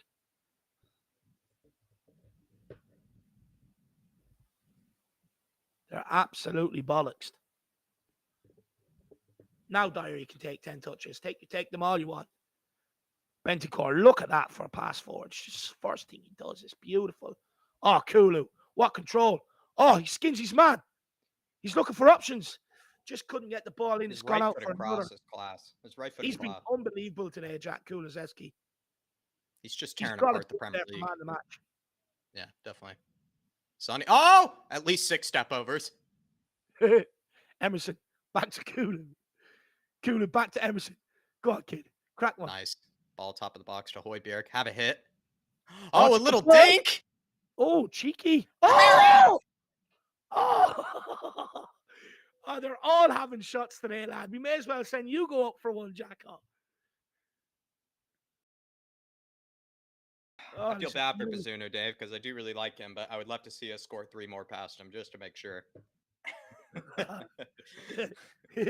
Nah, look, I worry about Bazzuno when it comes for Ireland and he's playing for Southampton and not for Tottenham.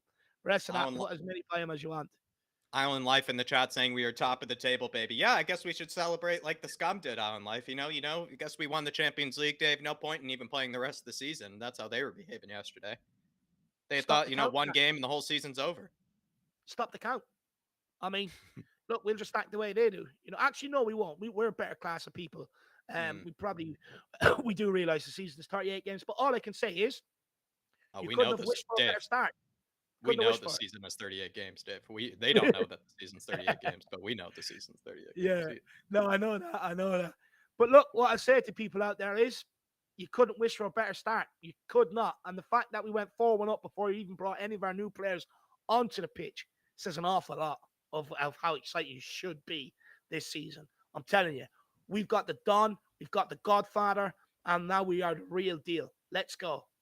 Generpo being pulled off. I mean, he just got absolutely rinsed by Emerson the whole game. Emerson and Kulu. Kulu, the two of them have ripped them an Yeah. absolute new one. I was just going to quickly say this, Dave, but I want to talk about it at full time, so I'm not going to talk about it at length. Yeah. I've made the case before that Emerson is a lot quicker than Doherty, like significantly quicker, right? And he has a better engine than Doherty. I think part of the reason why we've been able to have so much freedom down that side as well is because Emerson is able to make runs beyond Generpo. Like Generpo is a quick player, but like Emerson is also a quick player and a hardworking player. Sir, I mean, this is not the WWE rep. Let's get some control of the game here, sir. Jesus. What I will say is Dark Sung G also did ask for us to, you know, score a couple more and beat the Gooners to go top of the league. So he's got to be happy now. And the Outland is absolutely loving life. Big up that. Come on, you Spurs. Dad, this is our year. This is our fucking year, my lad. Jerome, though, with the super chat saying that is the cess from Fulham that I have been asking for. We got him back. Look, Jack, I said it preseason. Remember, we were having a conversation about the guy, and I was like, you know, for me, he's tailed off. He's not the same player he was at Fulham. He hasn't. He's digressed. He hasn't improved.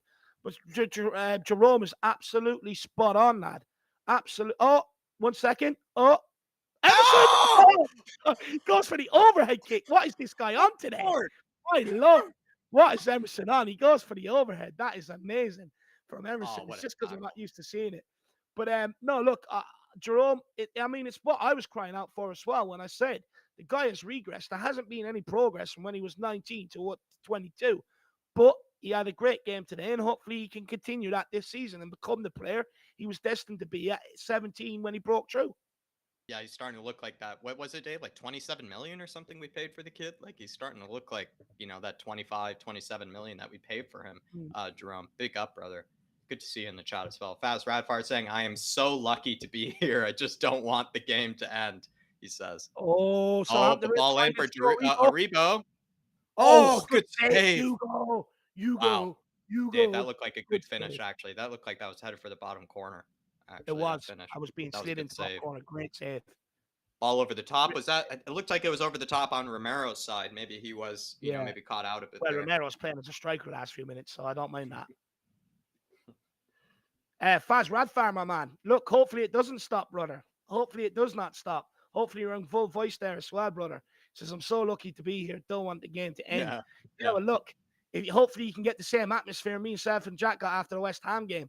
Everyone's singing in the stands, you know, or in the concourses all the way out the stadium, and it went on for a good hour. Stick around and soak it up.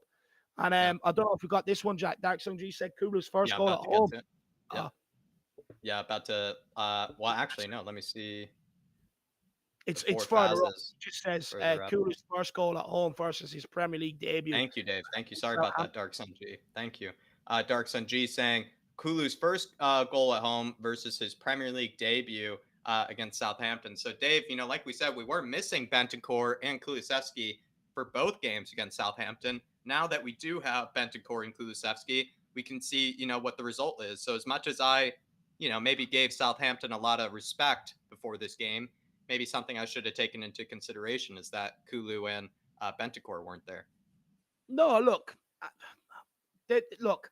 highlighting Kulu and Bentancur there, and you also look at the business we've done this summer. What I will say is, and I said it back at the time in when the January transfer window closed, and a lot of people disagreed with me, but I could see sort of things changing where we're not bringing in quantity over quality. We were identifying to bring in quality over quantity, which is where this club should be, because buying quantity over quality is what got the club in the mess it got to in the first place. And then it's continued on into this window, and it's very, very exciting. And like you alluded to, Jack, they didn't play against Southampton last season. But them alone against Southampton this season, let alone adding Perisic, Richarlison, Bissouma, Langley into the starting 11 or even into the team. I mean, it just goes to show how important, and you're going to hear this again, the John Paratici is to this football. Love that. I know Dark Sun G loves that as well. And he also says, look what happens when Winks isn't used like before. I mean, what did I say to you, Dark Sun G? Not even on the bench is a godsend. Southampton, what did I say in pre-match build-up, Dave? Southampton, Wolves, all those games have something in common. Burnley, Oh, they all have something in common. Kulusevski, offsides. I don't know about that. I thought you put that up a little bit early. Yeah, Kane telling Kulu to maybe hold their own. But yeah, Dark Yeah, G, it's just just great. glorious not to see him on the bench, like Dave said.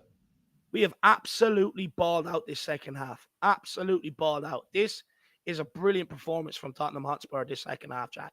Absolutely brilliant performance from us this half. And No, look, Dark, we've really deflated Southampton, I think. I think they were deflated going into, the end of the first half. But, of course, maybe after a speech and, maybe a bit of, drawings, like Mikel Arteta does, they probably felt motivated, Southampton. And, we took away that motivation from them. We absolutely just, stomped on them. we did. And look, that's Antonio Conte's fitness regime coming in. Mm. They gave it their all the first half, and they had nothing to give this half, Southampton. And we're still running around, passing the ball around. Sometimes, 1-2s, not even taking a touch on the ball. We've been balling out this second half. It's been a very, very good performance this second half. Very, very happy with it. And long may this continue, because I can get used to watching this. I'll tell you that. Some people But don't want it to end, even. Some people don't want it to end. You don't. In fact, bring it on for another 20 minutes. Let's just get a fitness exercise in, Why not? But Dark Zone G, I mean, it's a great day when Harry Winks is nowhere near this team. I mean, me and you probably connected over our thoughts on Winks. And the fact that he's nowhere near here and he's fit, it's a great day for us, my man. Love that. Love that. Big up, Dark Zone G. Adrian Chia saying, I'm going to have some champagne for dessert, Dave. He's answered your dessert question. Champagne footy is what he's watching right now as well. Yeah, look, you got to have a bit of champagne mousse or whatever you're gonna have with it, lad. In fact, actually, fuck it, just have a whole bottle of champagne to match our champagne football. Look, I grew up ice cream, bottle of champagne. Make it simple. Yeah, make it simple. Exactly. Look, Jack, I always grew up with my old lad telling me about the champagne football Tottenham used to play, the push and run, the beautiful football.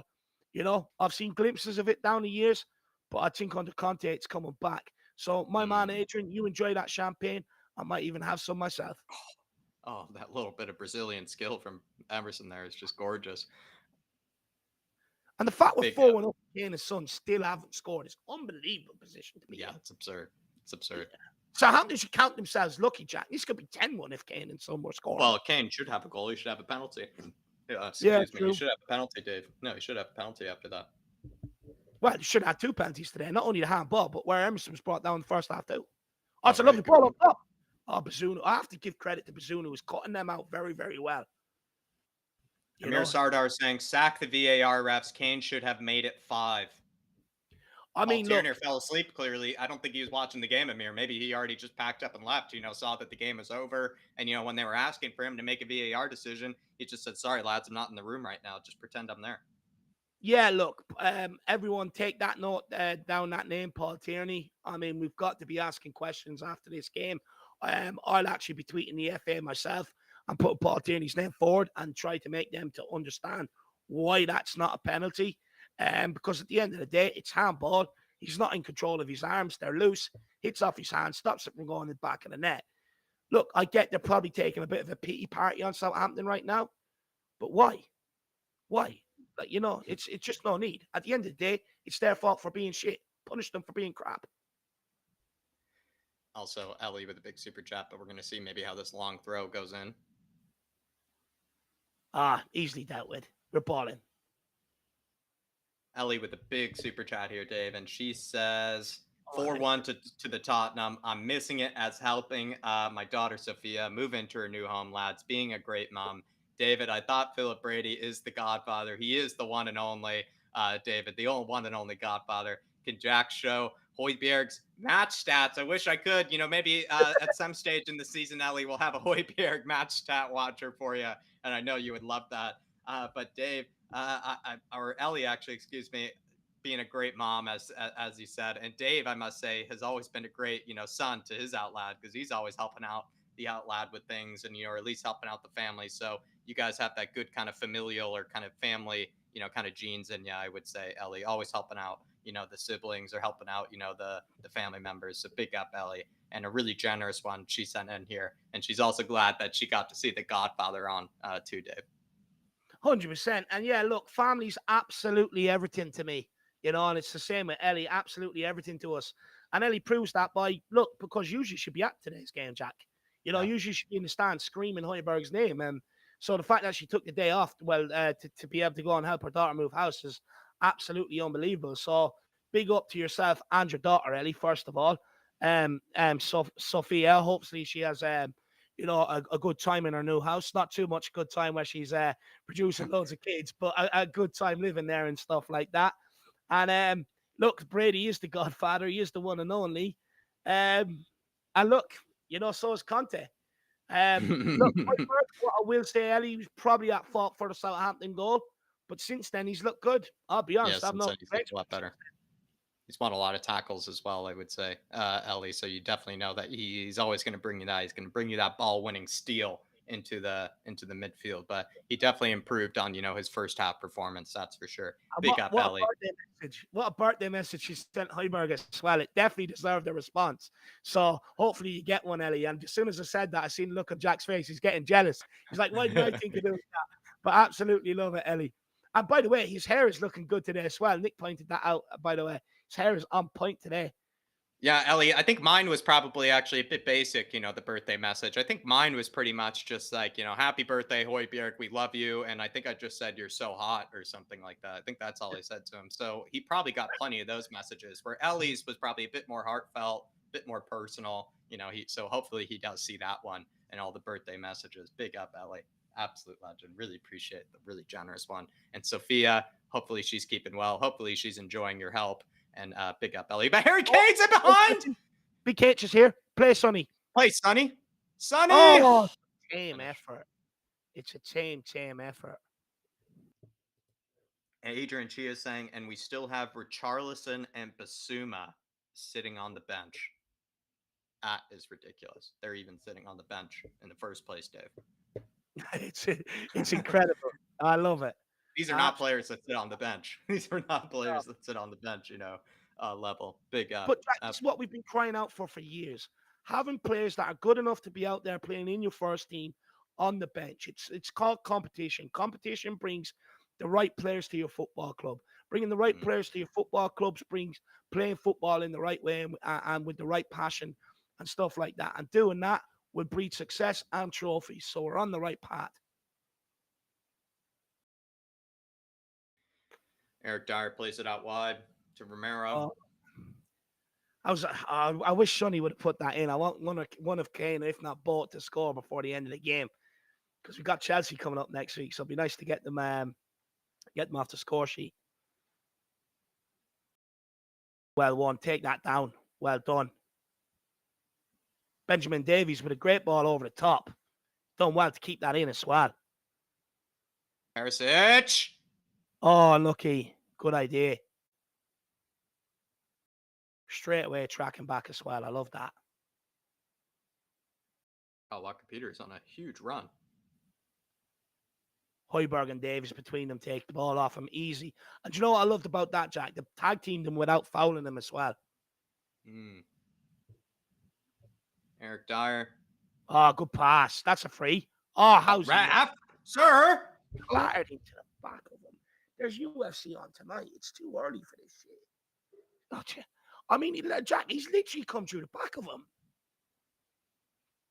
Oh, good ball into the back post. He got a shot off and it's just gone over. That could have been 4-2. That could have gone. Lloris giving some instructions out there. Absolutely love that. The captain. That's what I'm talking about. My captain. Few Lucas subs Moura coming on and Longley. Longley and Lucas. Do you know what? It'd be nice to see Basuma too. I see Basuma. Oh, it'd be nice to see Jed Spence get a run out too. I want to see. Basuma's coming on. Right. Be nice. Nice to see Hill Messi. Lucas coming on. It's coming on for Kulusevski. Ben Davies coming off for Longley.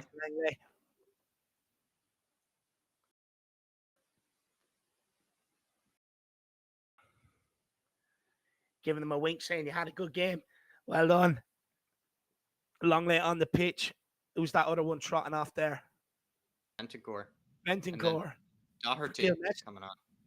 I think Gil Messi came. No, for Basuma, sorry. And then Doherty looks like he'd be coming on for Emerson. what's that? 4 subs. So yeah, that's 4 there. So that's all 5 subs used today.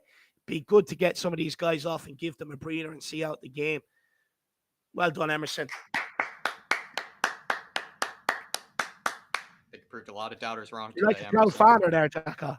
No, it proved me wrong, Dave. I mean, like, honestly, I didn't even know he had it in him. I thought that was a fantastic performance. I can't wait for people to say that it wasn't a fantastic performance, because then that would just show that they're just Emerson haters. Because Dave, I think he had close to a, what I mean by, like, I think he had a solid 7 or 8 out of 10. You could say that game. Like a solid, a 7 would even be harsh. I would say you could give him an 8. I think you could give him an 8 after today. So I think if anybody gave him less than a 7, I would say that's just ridiculous if they gave him less than a 7.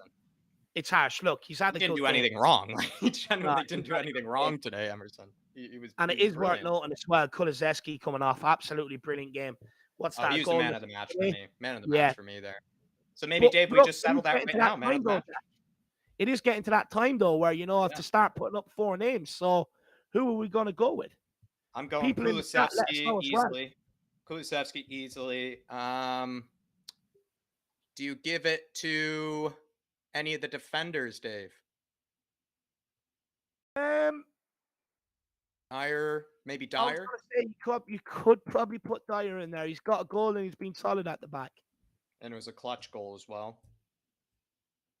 So, as well, Dave. Yeah, people, throw up some names for man of the match, please. Throw up some names, please. I'm putting in Kulusevski. I think easily. Can you throw Emerson in there, or would you probably throw up Sess instead? Maybe Sess instead? I would probably throw up Sess instead, if I'm being honest, Jack. Yeah, I agree. Sessegnon, Kulusevski.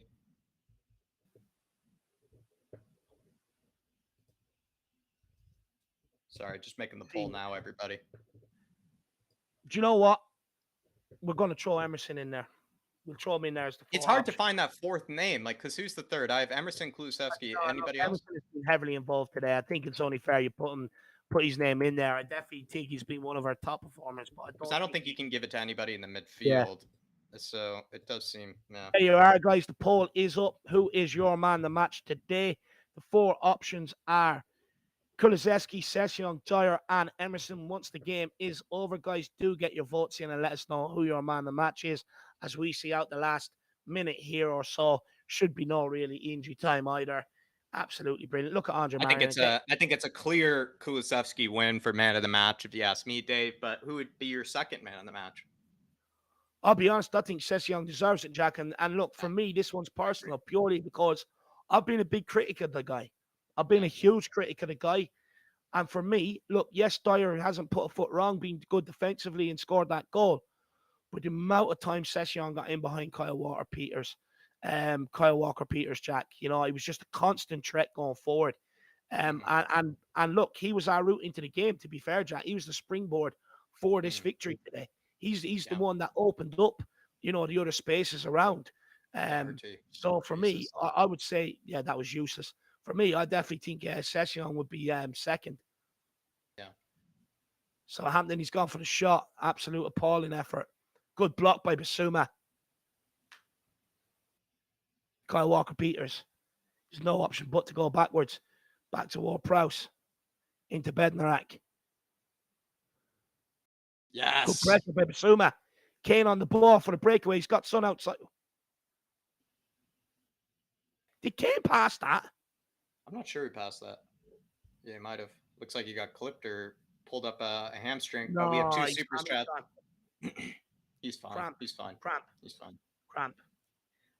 Ellie saying, I don't want it to end. I predicted 3-1 or 4-1-2. I'm the new Oracle. Move over, William Kelly.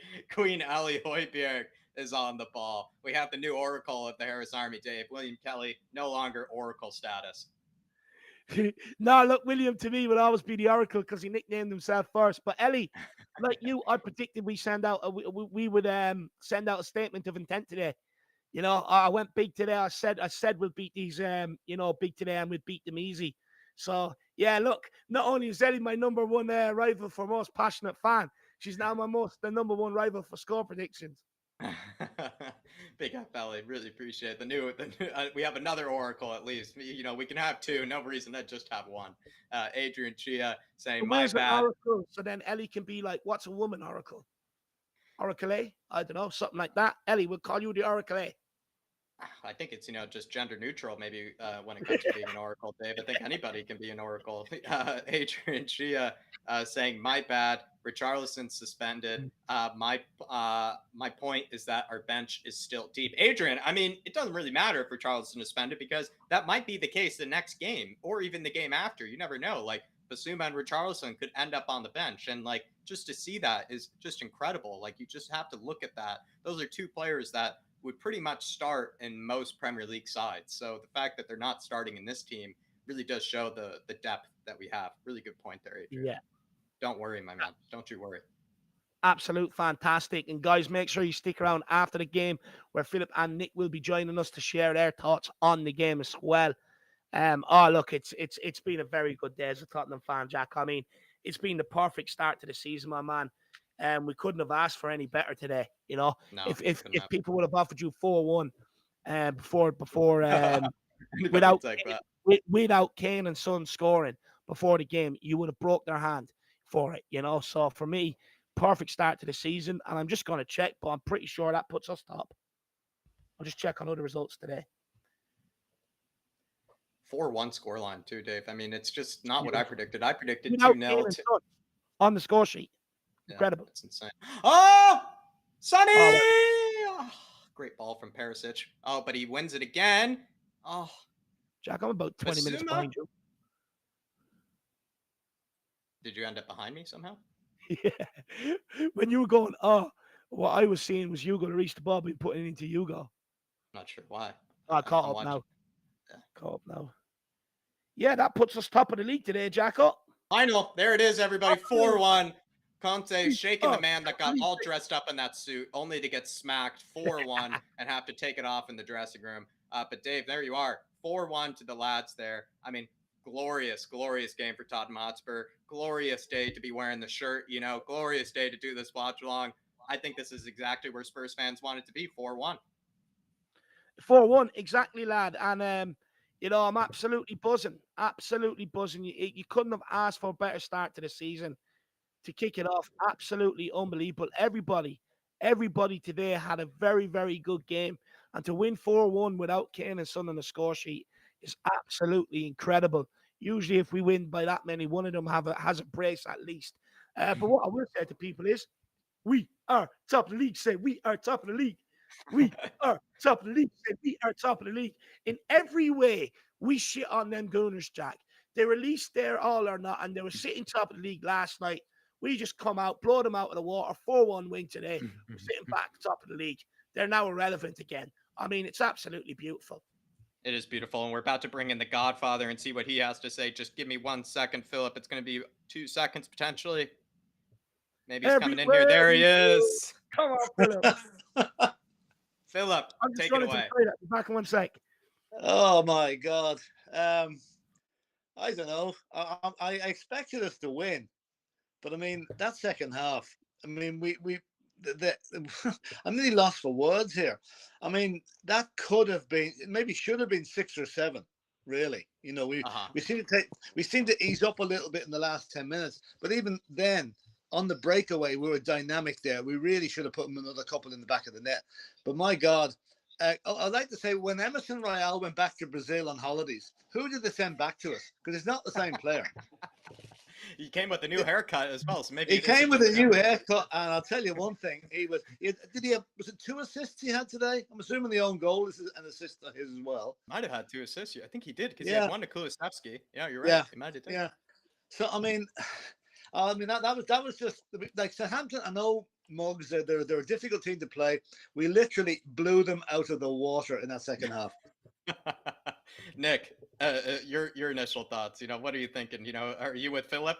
Is it maybe a different Emerson that we got this season? Where do you want to start? Well, just on the Emerson, man. It's his dad is his agent, right? And always listen to your father. His father said he's not going anywhere, and his father's taking a leaf out of the Sun Young Min school of raising your kids. He obviously stuck the boot right up his butt when he got back to Brazil and said, "This is how you play with your feet." This is what I trained you for. Exactly. Well said. Dark Sun G just quickly saying, didn't Brian want a 4-1 scoreline because of Bobsper? Wow. Oh my God. I think score. It's a Bobsper score. Yeah. 4-1 no matter what. It could be the 81-82 side that we come up against, and he'd still say 4-1, to us. So big up Dark Sun G. But, Philip, what do you feel like, was your man of the match? Was it Kulusevski easy? No. Kulusevski was superb in the second half. I mean, that poor left back of Southampton must wonder what hit him in that second half, really. Because I say he's got back into the dressing room and found his shorts are on the wrong way around because he was twisted and turned that much, So, but no, I'm gonna give it to Emerson purely for Emerson's back from the dead, really, from a player that most of us wanted rid of in the summer to turn in a performance like that today shows great character. And while Kulusevski might be the easier on the eye, just for pure effort and pure getting back where it should have been last season but wasn't, I'll give it to Emerson. Save Emerson is in the chat, Nick. Listen, I can't disagree with him, man. I've been with you ever since he started for us as a bit of an apologist. But, man, there's a footballer there. There's somebody there. We didn't have to apologize for him today. Not one bit. I actually don't remember seeing him put a foot wrong. I mean, his delivery in the final third could have been a little bit better, but there were no stupid mistakes. There was no Sanchez Emerson clown show, that we saw last year. Of course. And the delivery was still good enough to get, technically 2 assists, like Philip was saying too. I'll tell you what, though, speaking of delivery, I'm going to hold my hands up, man. 2 beautiful right-footed ground crosses from Kulu. Obviously, he just needed to, he was listening to me at halftime complaining about him. For me, it's Kulu as man of the match, man. Yeah, for me as well. Well, he's taking 80% of the vote so far. Yeah. Sorry, just in the headline going through there. I mean, the 4 S's: Silky Spurs smash Southampton. Hopefully Fraud Sports will have that as their headline for tonight. No, they'll probably have lucky Spurs edge past Southampton. The biggest thing I'll take away from today, though, guys, is I said before the game, it's now time to put some rights or some wrongs from last season right this season. And Southampton would throw up the perfect test to start to see if we can solve the problems we had last season. We took 1 point off them last season, embarrassing, and we now slap them 4-1. That shows how far we've come. And look, I'm not going to get too carried away. Well, actually, I am. I don't care. People can tell me I can't, but I will. I'm my own man, and I'll do what I want. I will get carried away today because it's first game of the season. I'm excited, and Tottenham have just won 4-1. But the fact that we have put some of last season's bad bits behind us by opening it up with a 4-1 win against a team that dominated us over the 2 games last season is the biggest takeaway I take from today. And another takeaway, Nick, is that Kane and Son didn't even really score today or even, look very good. Man, I've been having this in the back of my head, and it's not going to be a very popular take, but I actually don't think that, I don't think that Son, we will, as long as Conte's here, we're going to see Son put up the exact same numbers that he did last season because it was a growth season. And if the Conte system is working the way he wants it to, then there's other goals from the rest of the team. That's how he wants to play. He doesn't want to just rely on a striker or somebody who's the central talisman. That's not the way he plays football. He plays football with goals from all other places. And we also know, as he said before, he'd rather have Kane just sitting up by the box and waiting for balls to come in. And if that's how he can start to play, if he's confident in the midfield and the creativity there, then Kane's going to get the numbers in. But I could see, I don't know about a Golden Boot challenge. Yeah, I'm the same way. It would be insane to get a repeat Golden Boot challenge. I think that's unheard of. In fact, like to do it like multiple times in a row to to be able to compete for a Golden Boot. I'm with you. What I will say today as well is, look, last season everyone knew we were looking to hit Kane and Son, but look at today. balls out left over the top to Session running behind. Emerson, Yeah. you still have Kulu making his run. Kane and Son were hardly involved today. Hardly involved. In fact, they were probably our poorest players on the pitch today, in my opinion. And the fact that we didn't have to rely on them and still win 4-1, but it just goes to show that we have different options now. You don't always have to hit Kane and Son. You have other options now, and that was absolutely brilliant to see today. And that's a massive part of why we bet them 4-1 today, because we had all them other options rather than just hitting Kane and Son. And what it does then going on further in the season, because last season teams knew how to stifle us and we had no answers to it off the bench or personnel we could rotate in. But what it does now is it keeps these teams guessing. You can't just afford to block up the middle and forget about out wide, because Emerson and Session now pose a threat. Perisic still has to come in there. We now pose a threat out wide. So now they have to think about that, which will in turn open up more space for Kane and Son down the middle in games. And that's where they will capitalize. And I disagree with Nick and Jack. I see the two of them in the golden boot race. And what I will say is we're now well and truly in the title race too. Yeah. Do you know what I'll just say about last season too? Yeah. The two of the three most abject results we had at the stadium last season were against Southampton and Wolves, right? Wolves are our next home opponent, right? And in the middle of that, we have the team that we lost 3 times to last season without even raising a flag against them, Chelsea. So what a great chance to put last season's wrongs to right in the first 3 games of the season. Yeah. And if we do that, I'll tell you one thing, there are people going to be sitting up and taking notice tonight that might have been saying, it's only Spurs. They'll not be saying it for much longer. Are you going into Chelsea now a bit confident, Nick? I know this is, very reactionary of me to ask you, but are you maybe less nervous if you were to play Chelsea, let's say tomorrow? I mean, I think the onus is on us, and the fire is under us right now. I have every bit of confidence that we can get something there, but they're playing Everton next, right? Yes. They're playing. They're the next match. So I think that's going to tell us a hell of a lot more about what we can expect. How he does against Fat Frank is always a good test. Yeah, that's absolutely. A very good point. Dark Sun G with a super chat saying this season so far, our wingbacks have been incredible. They were the problem last season, and now they've been looking gorgeous this season. And a lot of people, maybe fairly so, because I think I was one of them, we're a bit concerned, with the wingback signings, thinking that apart from Perisic, of course, that maybe the right wingback wasn't as strong as maybe we wanted it to be. But Emerson put in a convincing performance that maybe sets the standard for the wingbacks. And I'd be impressed. I know people could put in a better performance than Emerson did, but that was a pretty dang good performance, if you ask me. And so that could be the standard for our wingbacks. And whichever player is going to meet that standard, I think that's good enough for me. In order for this system to work, Jack, that has to be the standard. And it can't fall below that. It cannot fall below that. It has to be the standard. And look, fair play to Session and Emerson. Look, both of them had their critics over the summer, and they've come back to their first game and they've answered them critics. But what I will also say is, and look, I'm not going to sit here and say I still wouldn't like another sign or two in the door. But everyone that was berating a window or berating this window specifically, I wonder will they be rethinking it tonight, Jack? Because, their biggest critic was the wingbacks. Well, the reason why we brought in a Jed Spence and nobody else at right wing back is probably because Antonio Conte believes in Emerson. Bringing Perisic in here, he didn't come on until we were already 4-1 up anyway, shows good signs, and long may it continue. But I do think today, hopefully people that maybe have largely criticised the window, maybe they might be sitting there rethinking it tonight, because on that performance, and you look at the players we have on the bench, and Richarlison still has to go onto the bench. I mean, but we've had a good window. We've had a very good window. No, it's strange to be. It's strange to be leaving a game with the wingbacks basically being some of the best performers on the pitch. I can't really recall too many games last season where the wingbacks were the best players on the pitch.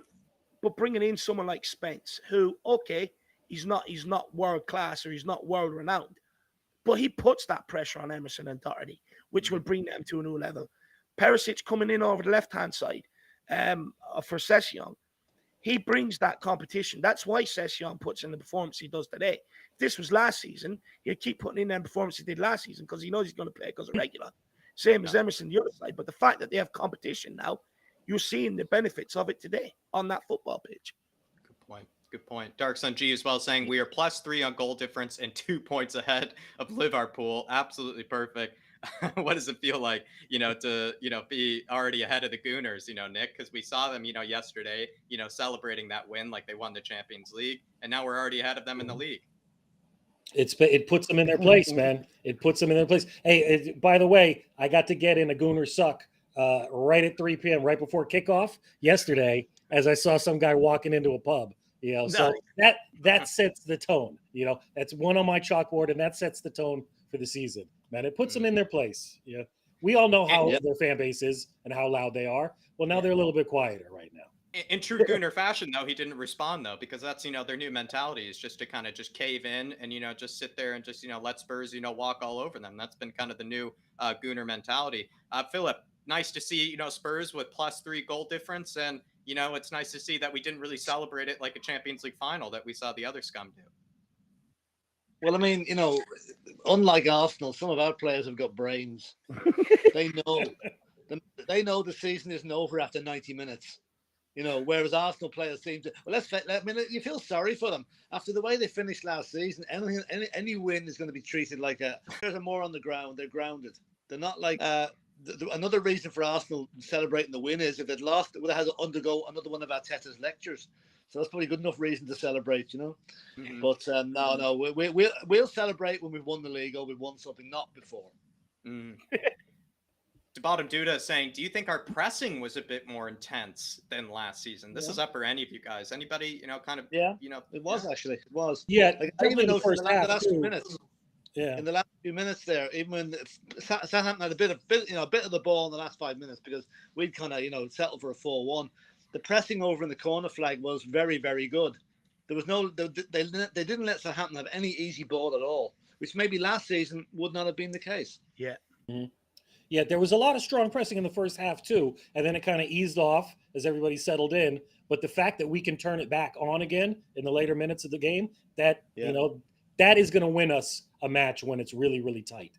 And the fitness levels were good too. Mm-hmm. Although I was a bit surprised to see Harry Kane go down with cramp. But the fitness levels are going to play to us as well. But they also. Oh, sorry. No, I was just about to ask you, Dave. The reason maybe everybody's agreed with you to Bottom Duda that the pressing did look a bit more intense. Is that because we're in better shape, Dave? Or is that because it's the first game of the season? Players are amped up on energy. Why do you think that is? No, Jack, it's because they're in better shape. I mean, fitness means you can do more. Your brain's working better as well and everything else like that. And you've seen the reflection of that today. Look, who was it? That TalkSport idiot who criticized Conte's preseason. Well, that's the benefits of it today. The press and the intensity of it.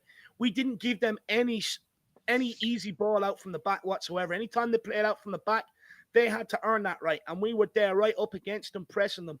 And you nearly seen the benefit in the first half when your man nearly put it into his own goal, only that Bazunu managed to get onto it. But then in the second half, now, look, I have my concerns about this defense in the second half and would Southampton roll over.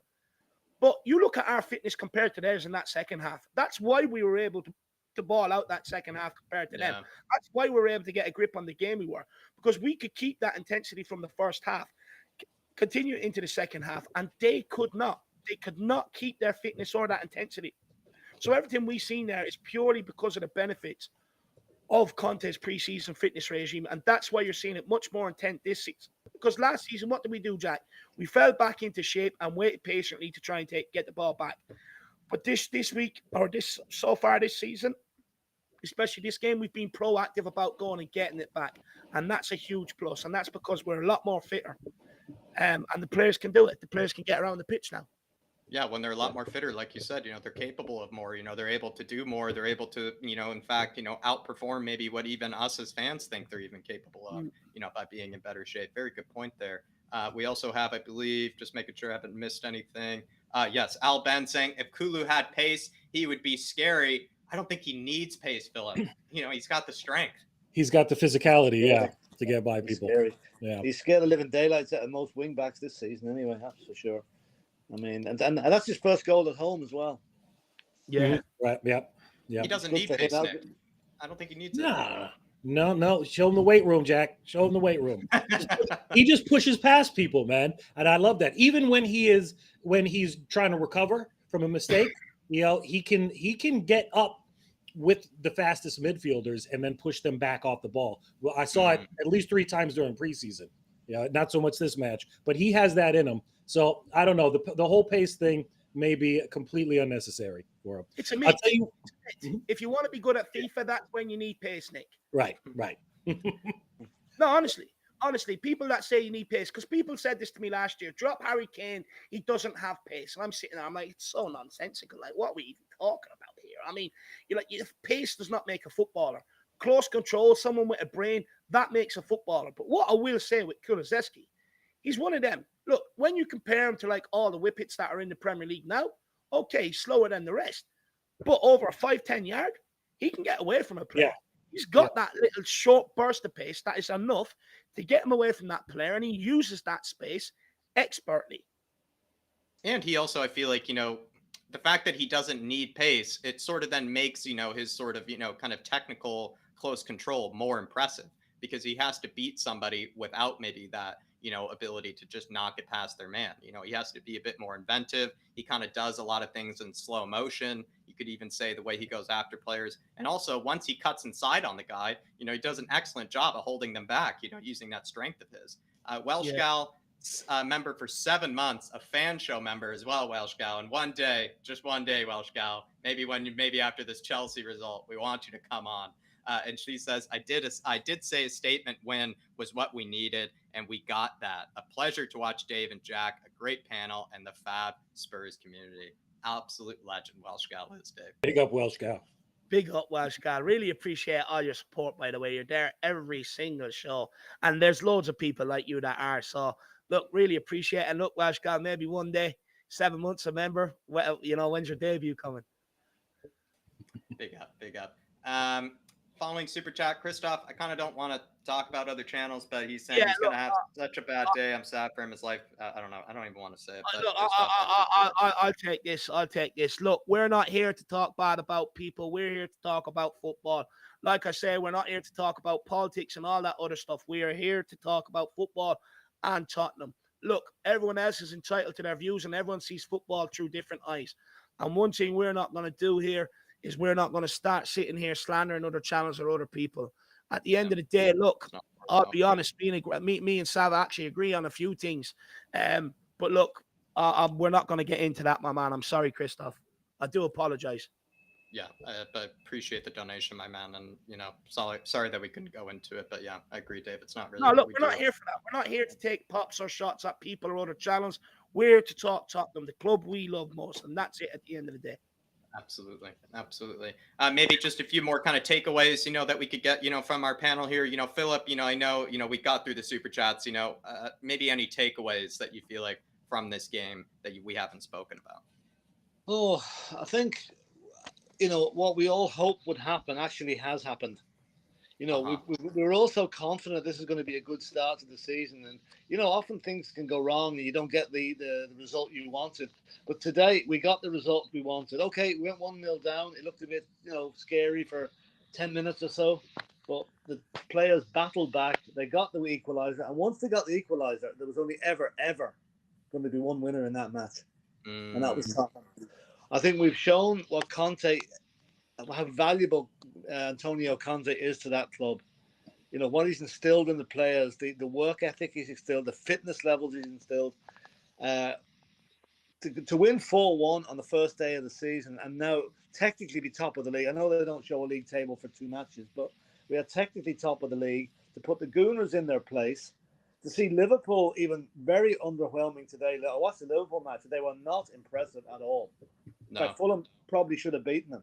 Yeah, they definitely should. So I think we're in a very good place at the moment, and next Saturday is going to be a real acid test.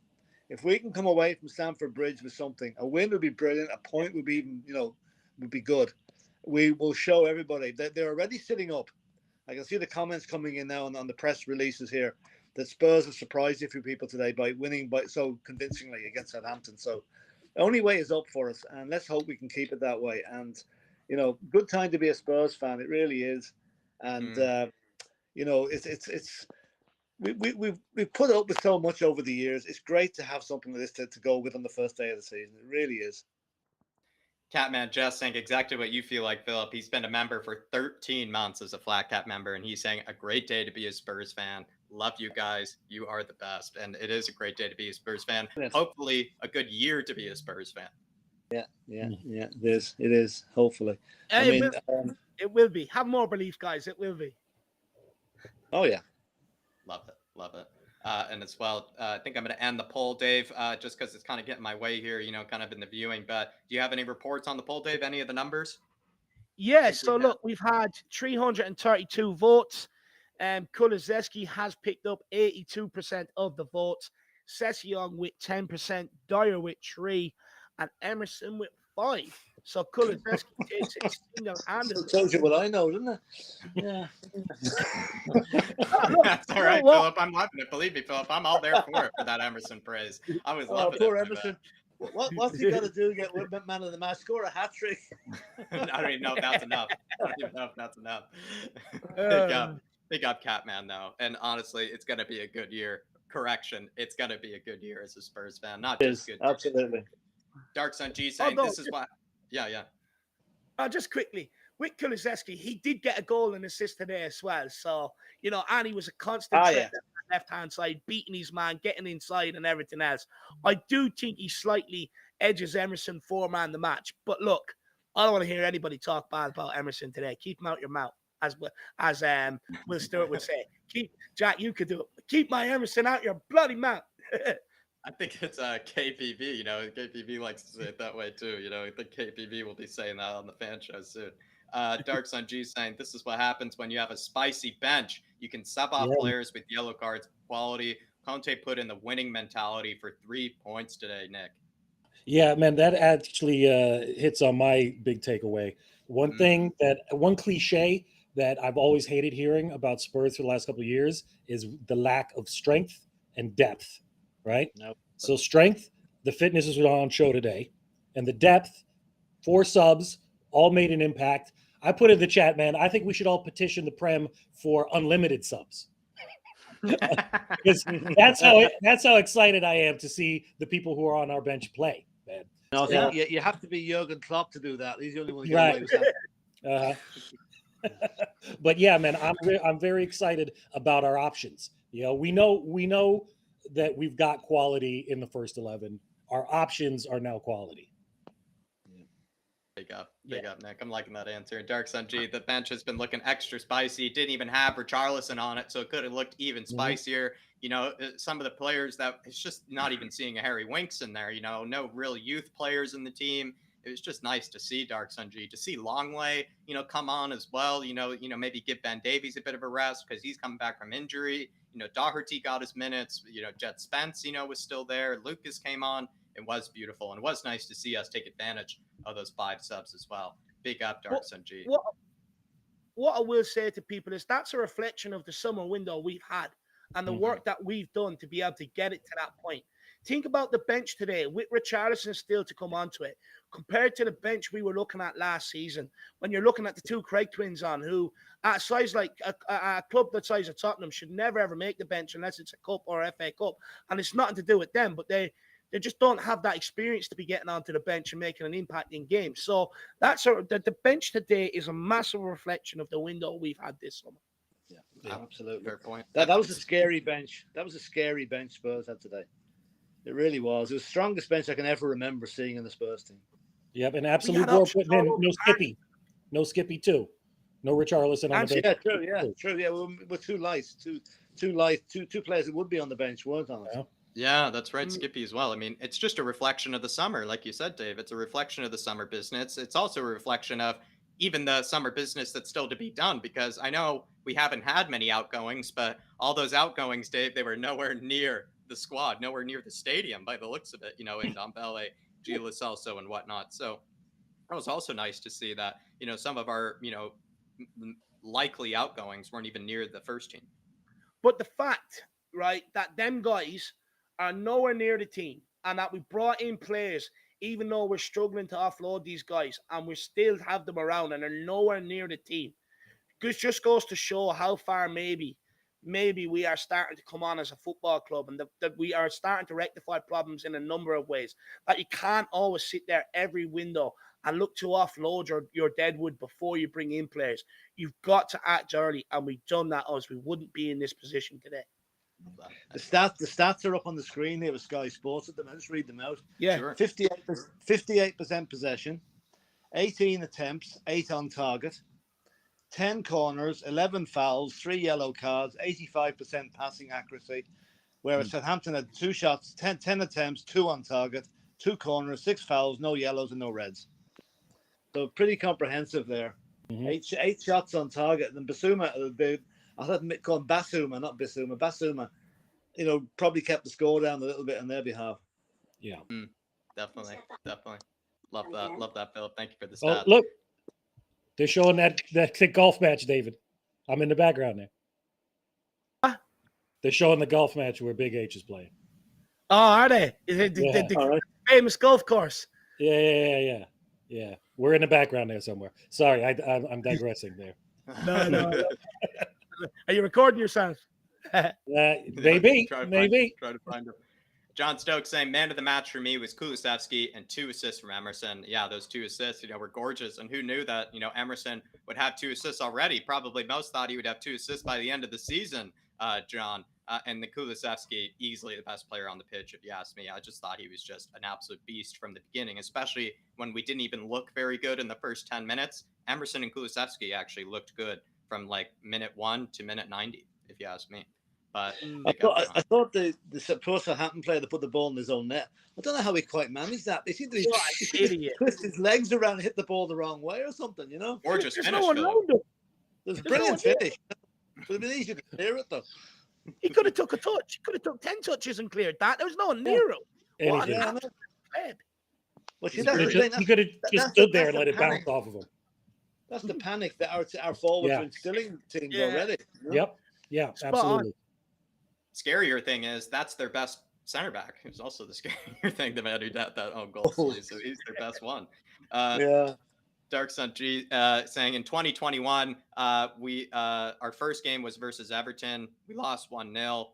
In 2021-22, we won 1-0 versus City, and now versus Southampton, we've won 4-1 on the first match day. This is a Conte masterclass. Also, this is the biggest goal difference for the first game we've had in a long time. So probably the biggest opening kind of weekend that we've had in some time. Guys, anybody want to respond to this? It's hard for me to remember. I'm usually bad at this sort of thing, but does this feel like the most emphatic, opening weekend for you guys? Can't ever remember scoring 4 on the opening day. No, like we normally do okay on opening day. We haven't got a really that bad thing, but normally it's 1s and 2s. It's not 4s. I'm trying to think back in a few seasons what we did. I think what I will say is it's very encouraging. Look, I think we've won 4 out of our last 6 opening day games, so we traditionally do well on the opening day, but we never look this good, this convincing, or win by this big. And today, the fact that we balled them off the park, slapped 4 goals by them without Kane and Son really performing today, it's a lot of positives. And again, that comes down to how hard they've worked pre-season. Yeah, true. That's it. Yeah. And I say somewhere in Arsenal TV land now, they're trying to come up with an excuse that how Arsenal did better than us this season. Yeah. They're a joke. Big up Dark Sun G. And yeah, it seems like one of the best opening campaigns we've had. And maybe it just shows the Conte effect. We're actually able to start seasons off on the right foot and, start it a bit more kind of strongly, a bit more emphatically than we have in the past. Big up, brother. William Kelly saying my £1,000 bet on Spurs to win the league is off to a great start. Bring on Chelsea. Yeah, that's what I'm talking about, William. Look, William, sometimes you've just got to, you don't have to wait for evidence sometimes. I know a lot of people say in this game, oh, where's your evidence? This, that. Sometimes you just don't need it. Sometimes you've got to foresee it. And when you vision it, it happens, my man. And we're on the road. Let's make it happen, brother. Yeah. Pick up, William. Hey, so did Chelsea have an out striker right now? Is Werner gone? Yeah, that German hot dog, Wiener. But supposedly he's going back to Germany though, right? He's playing today. I'd say I'd be surprised if he's not starting. Oh, they've got Armando Broja as well, I think. Broja. Okay. The guy that played was unknown at Southampton last season. I wonder if Dele Alli playing for Everton today against Chelsea. Come on, Dele. Do us a favour. I know I've rated you for 3 years, but please turn up today. Yeah, exactly. I didn't see him in the starting 11, but who knows if he's on the bench. Probably over in Abu Dhabi, getting more baby oil, rubbing them on himself, pretend he's had another great preseason. Debat Duda saying, what's your take on Udogie? I think he's a good prospect, but does it make sense to send him out on loan? Could be a good move if we get a center back. Thoughts? Debat Duda, I like Udogie. I don't know too much about him. From what I've seen, though, I like him. He seems to fit that Conte bill. You know, he's strong, he's tall. I think he's like 6 foot, 6'1", plays as a wing back. You know, his whole kind of, development by the looks of things has been sort of as a wing back. So you could see how he could fit into this team. The issue is that I think we need a center back and a creative midfielder before we need another left wing back, in this team. And so that's why this Udogie signing, maybe while it could be a good signing, for me, it's just the timing of it makes it really underwhelming. It's just the timing of it makes it really underwhelming, despite it probably being a good signing. I know, but you got to separate it because, we have to be planning for the future. I'm just going to parrot what other people who know more than me say. Perisic is not going to last forever. You have to be prepared. You cannot let a deal like that go. If your scouting department has identified this person, then you cannot let somebody else go and get him. There's other people on Paratici's staff other than him, and their jobs are to go look at a certain age group, scout a certain league, and bring in talent. Paratici's job is to go get that center back we need. The other people who work for him are doing their job. So and I still feel the same way about Hill.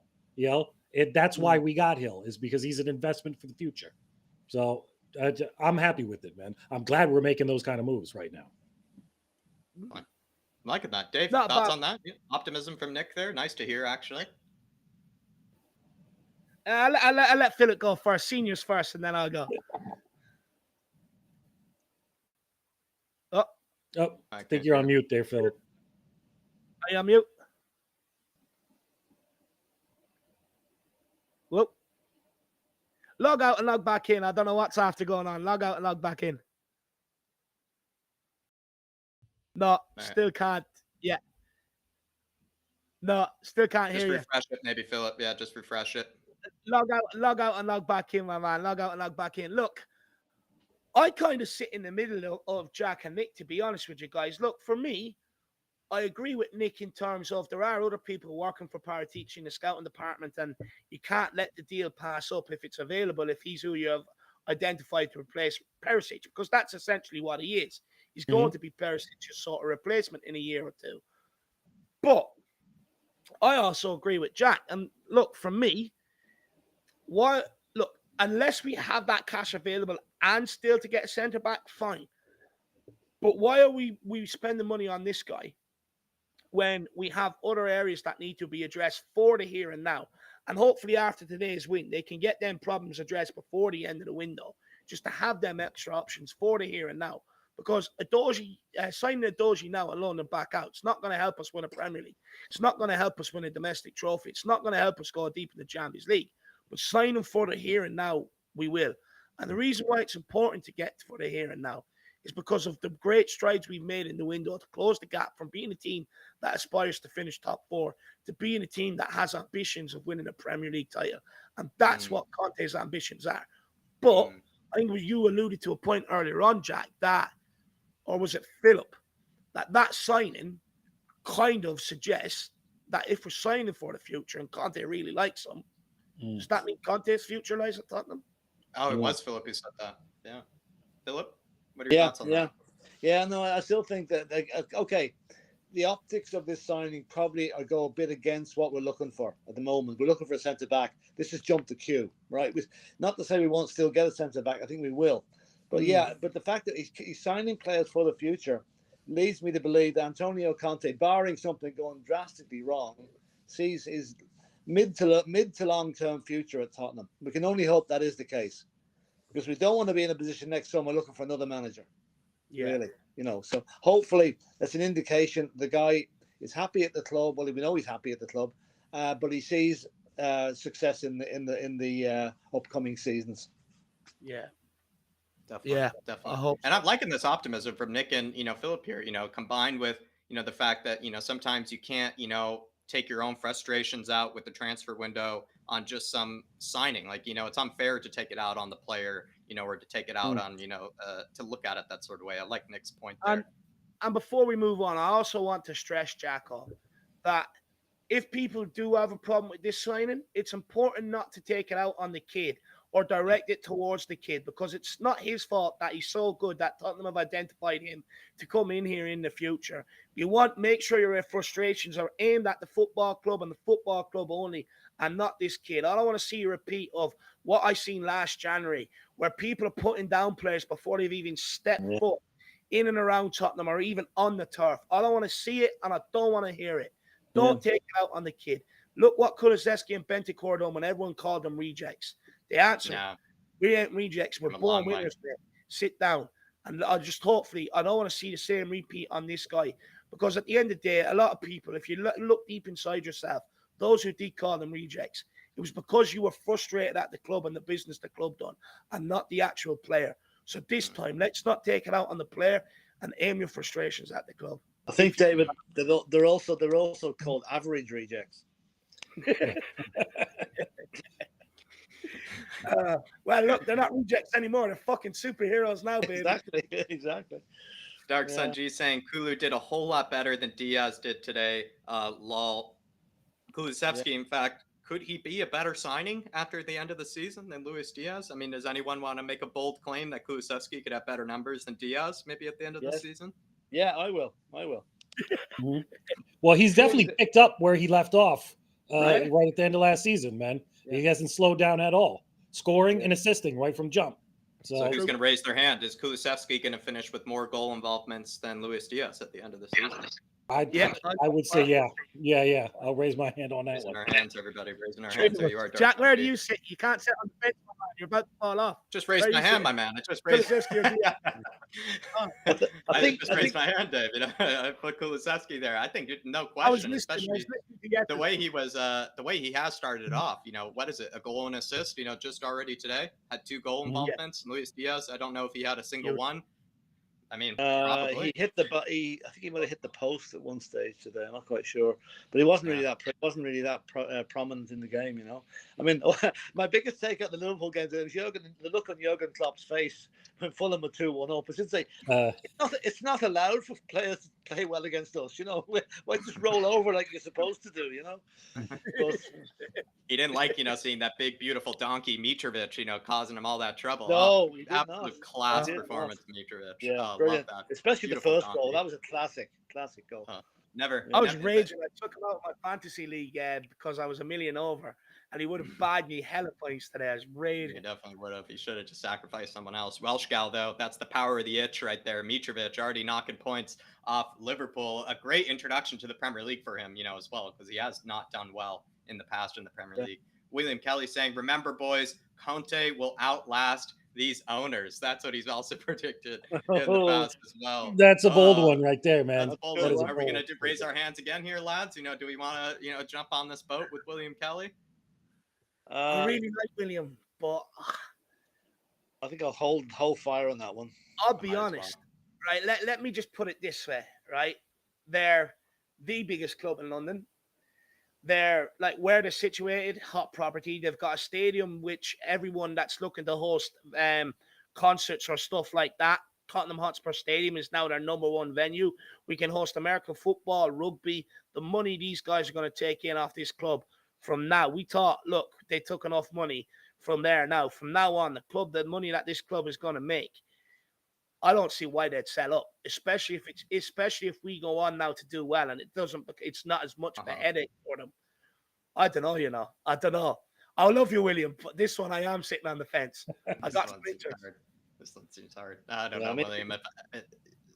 I can't jump on this one. Unless Conte comes up with $7 billion. What did they ridiculous valuation that Levy put on it himself? Is like $6 or $7 billion. I think everybody else says the club's worth about $2 billion and change, but they're valuing it themselves at like $6 or $7 billion. So if Conte wants to come up with that himself, then then that's the only way I see it. Just don't put it into crypto. That's all I would tell you. Yeah, Yeah. No. David's dead right there.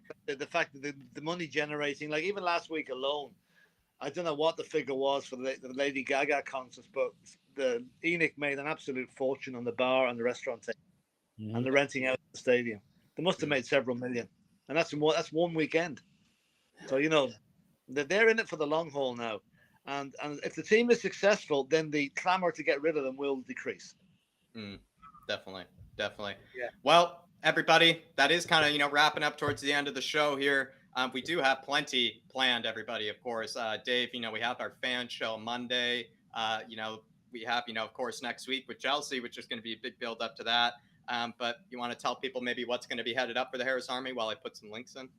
Yeah, look, so tonight, I don't think we'll do anything. I think we're going to sit back and watch the rest of the Premier League, like you guys, and then match of the day. Look, depending how I am tomorrow I'll probably look at doing something if I'm feeling okay.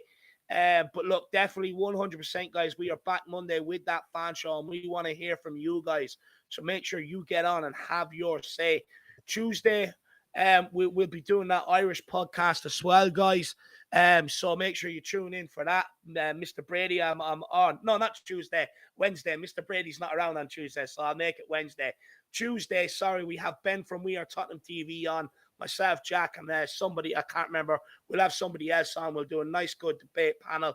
Then Wednesday is the Irish podcast. And then, that's all you need to know for up until then. Love it. There you are, everybody. And then Faz Radfar saying every confidence he has to beat Chelsea at Stamford Bridge. I mean, any result against Chelsea, I think we'd all be over the moon, Faz, because no matter how well we play, no matter, how good we look against them, no matter how little I think Chelsea even deserve it, they find a way to just beat us, and they find a way to just get so lucky against us, Faz. So hopefully we can turn that around. It's like what Philip says. Sorry, go on, Philip. Last season was so deflating with every time we went up against them, and Conte's not going to let that happen again. He's been thinking about that and stewing in his juices ever since the season ended. I agree. That, look, you've seen how badly he was hurt last season off the back of the 3 games in January. But it's a bit like what Philip says. You go into this game, Chelsea are there for the taking. You beat them away or you take a point, it changes your season. The hoodoo's off your back and the sky is the limit. And then to bottom two to saying Dave wanted Mitrovic all along. Big up to bottom two to big up Faz. We're beating the Chelsea scum over at the bridge. Don't you worry, Faz. And we'll be bringing you the predicted lineup, the stats with Jack, courtesy of our man Nick here, who everybody, if you did notice, the major improvements on not only the watch along, but of course, stats with Jack, as well as the predicted lineup. You can thank our man on the bottom of the screen here, Nick. Thanks, man. We're working out the bugs, but it's getting there. No, look, it was an absolute awesome start. Look, I said this yesterday in our group chat. I'm the visionary and you guys are the executioners. That's the way this relationship here works. I come up with all these ideas and then Nick and Jack tell me if it's actually realistic or not. But fair play to the boys. The work they've put in on this channel this week to make it happen while my internet was cut, while I've been sick, has been absolutely incredible. And the fact that they keep it going with absolutely brilliant content. And look at the standard of stats with Jack predicted lineup from last season to this season. And that's thanks to Nick here, who does all of the technical work. And then Jack as well, who puts in the work, does all the research for it and everything else. So absolutely incredible to the two boys. And again, Nick, thanks for Harry Kane's signature, man. Absolute top, man. I want to say lastly, not but least, because you guys are the greatest ever out there, but the Irish Hotspur Army, thank you so much for your support today. You've really lifted my spirits. You've really got me through these streams. You really have today. So I appreciate every single one of you and your loyal support. We're like a little army, to be honest with you. So a massive thank you to you guys. None of this would be possible without you. So thank you, Irish Army. But I think we're going to sign out there, guys. So everybody, come on, you Spurs. Come on, you Spurs. In Conte we trust. We will be seeing ya, everybody. Everywhere we go.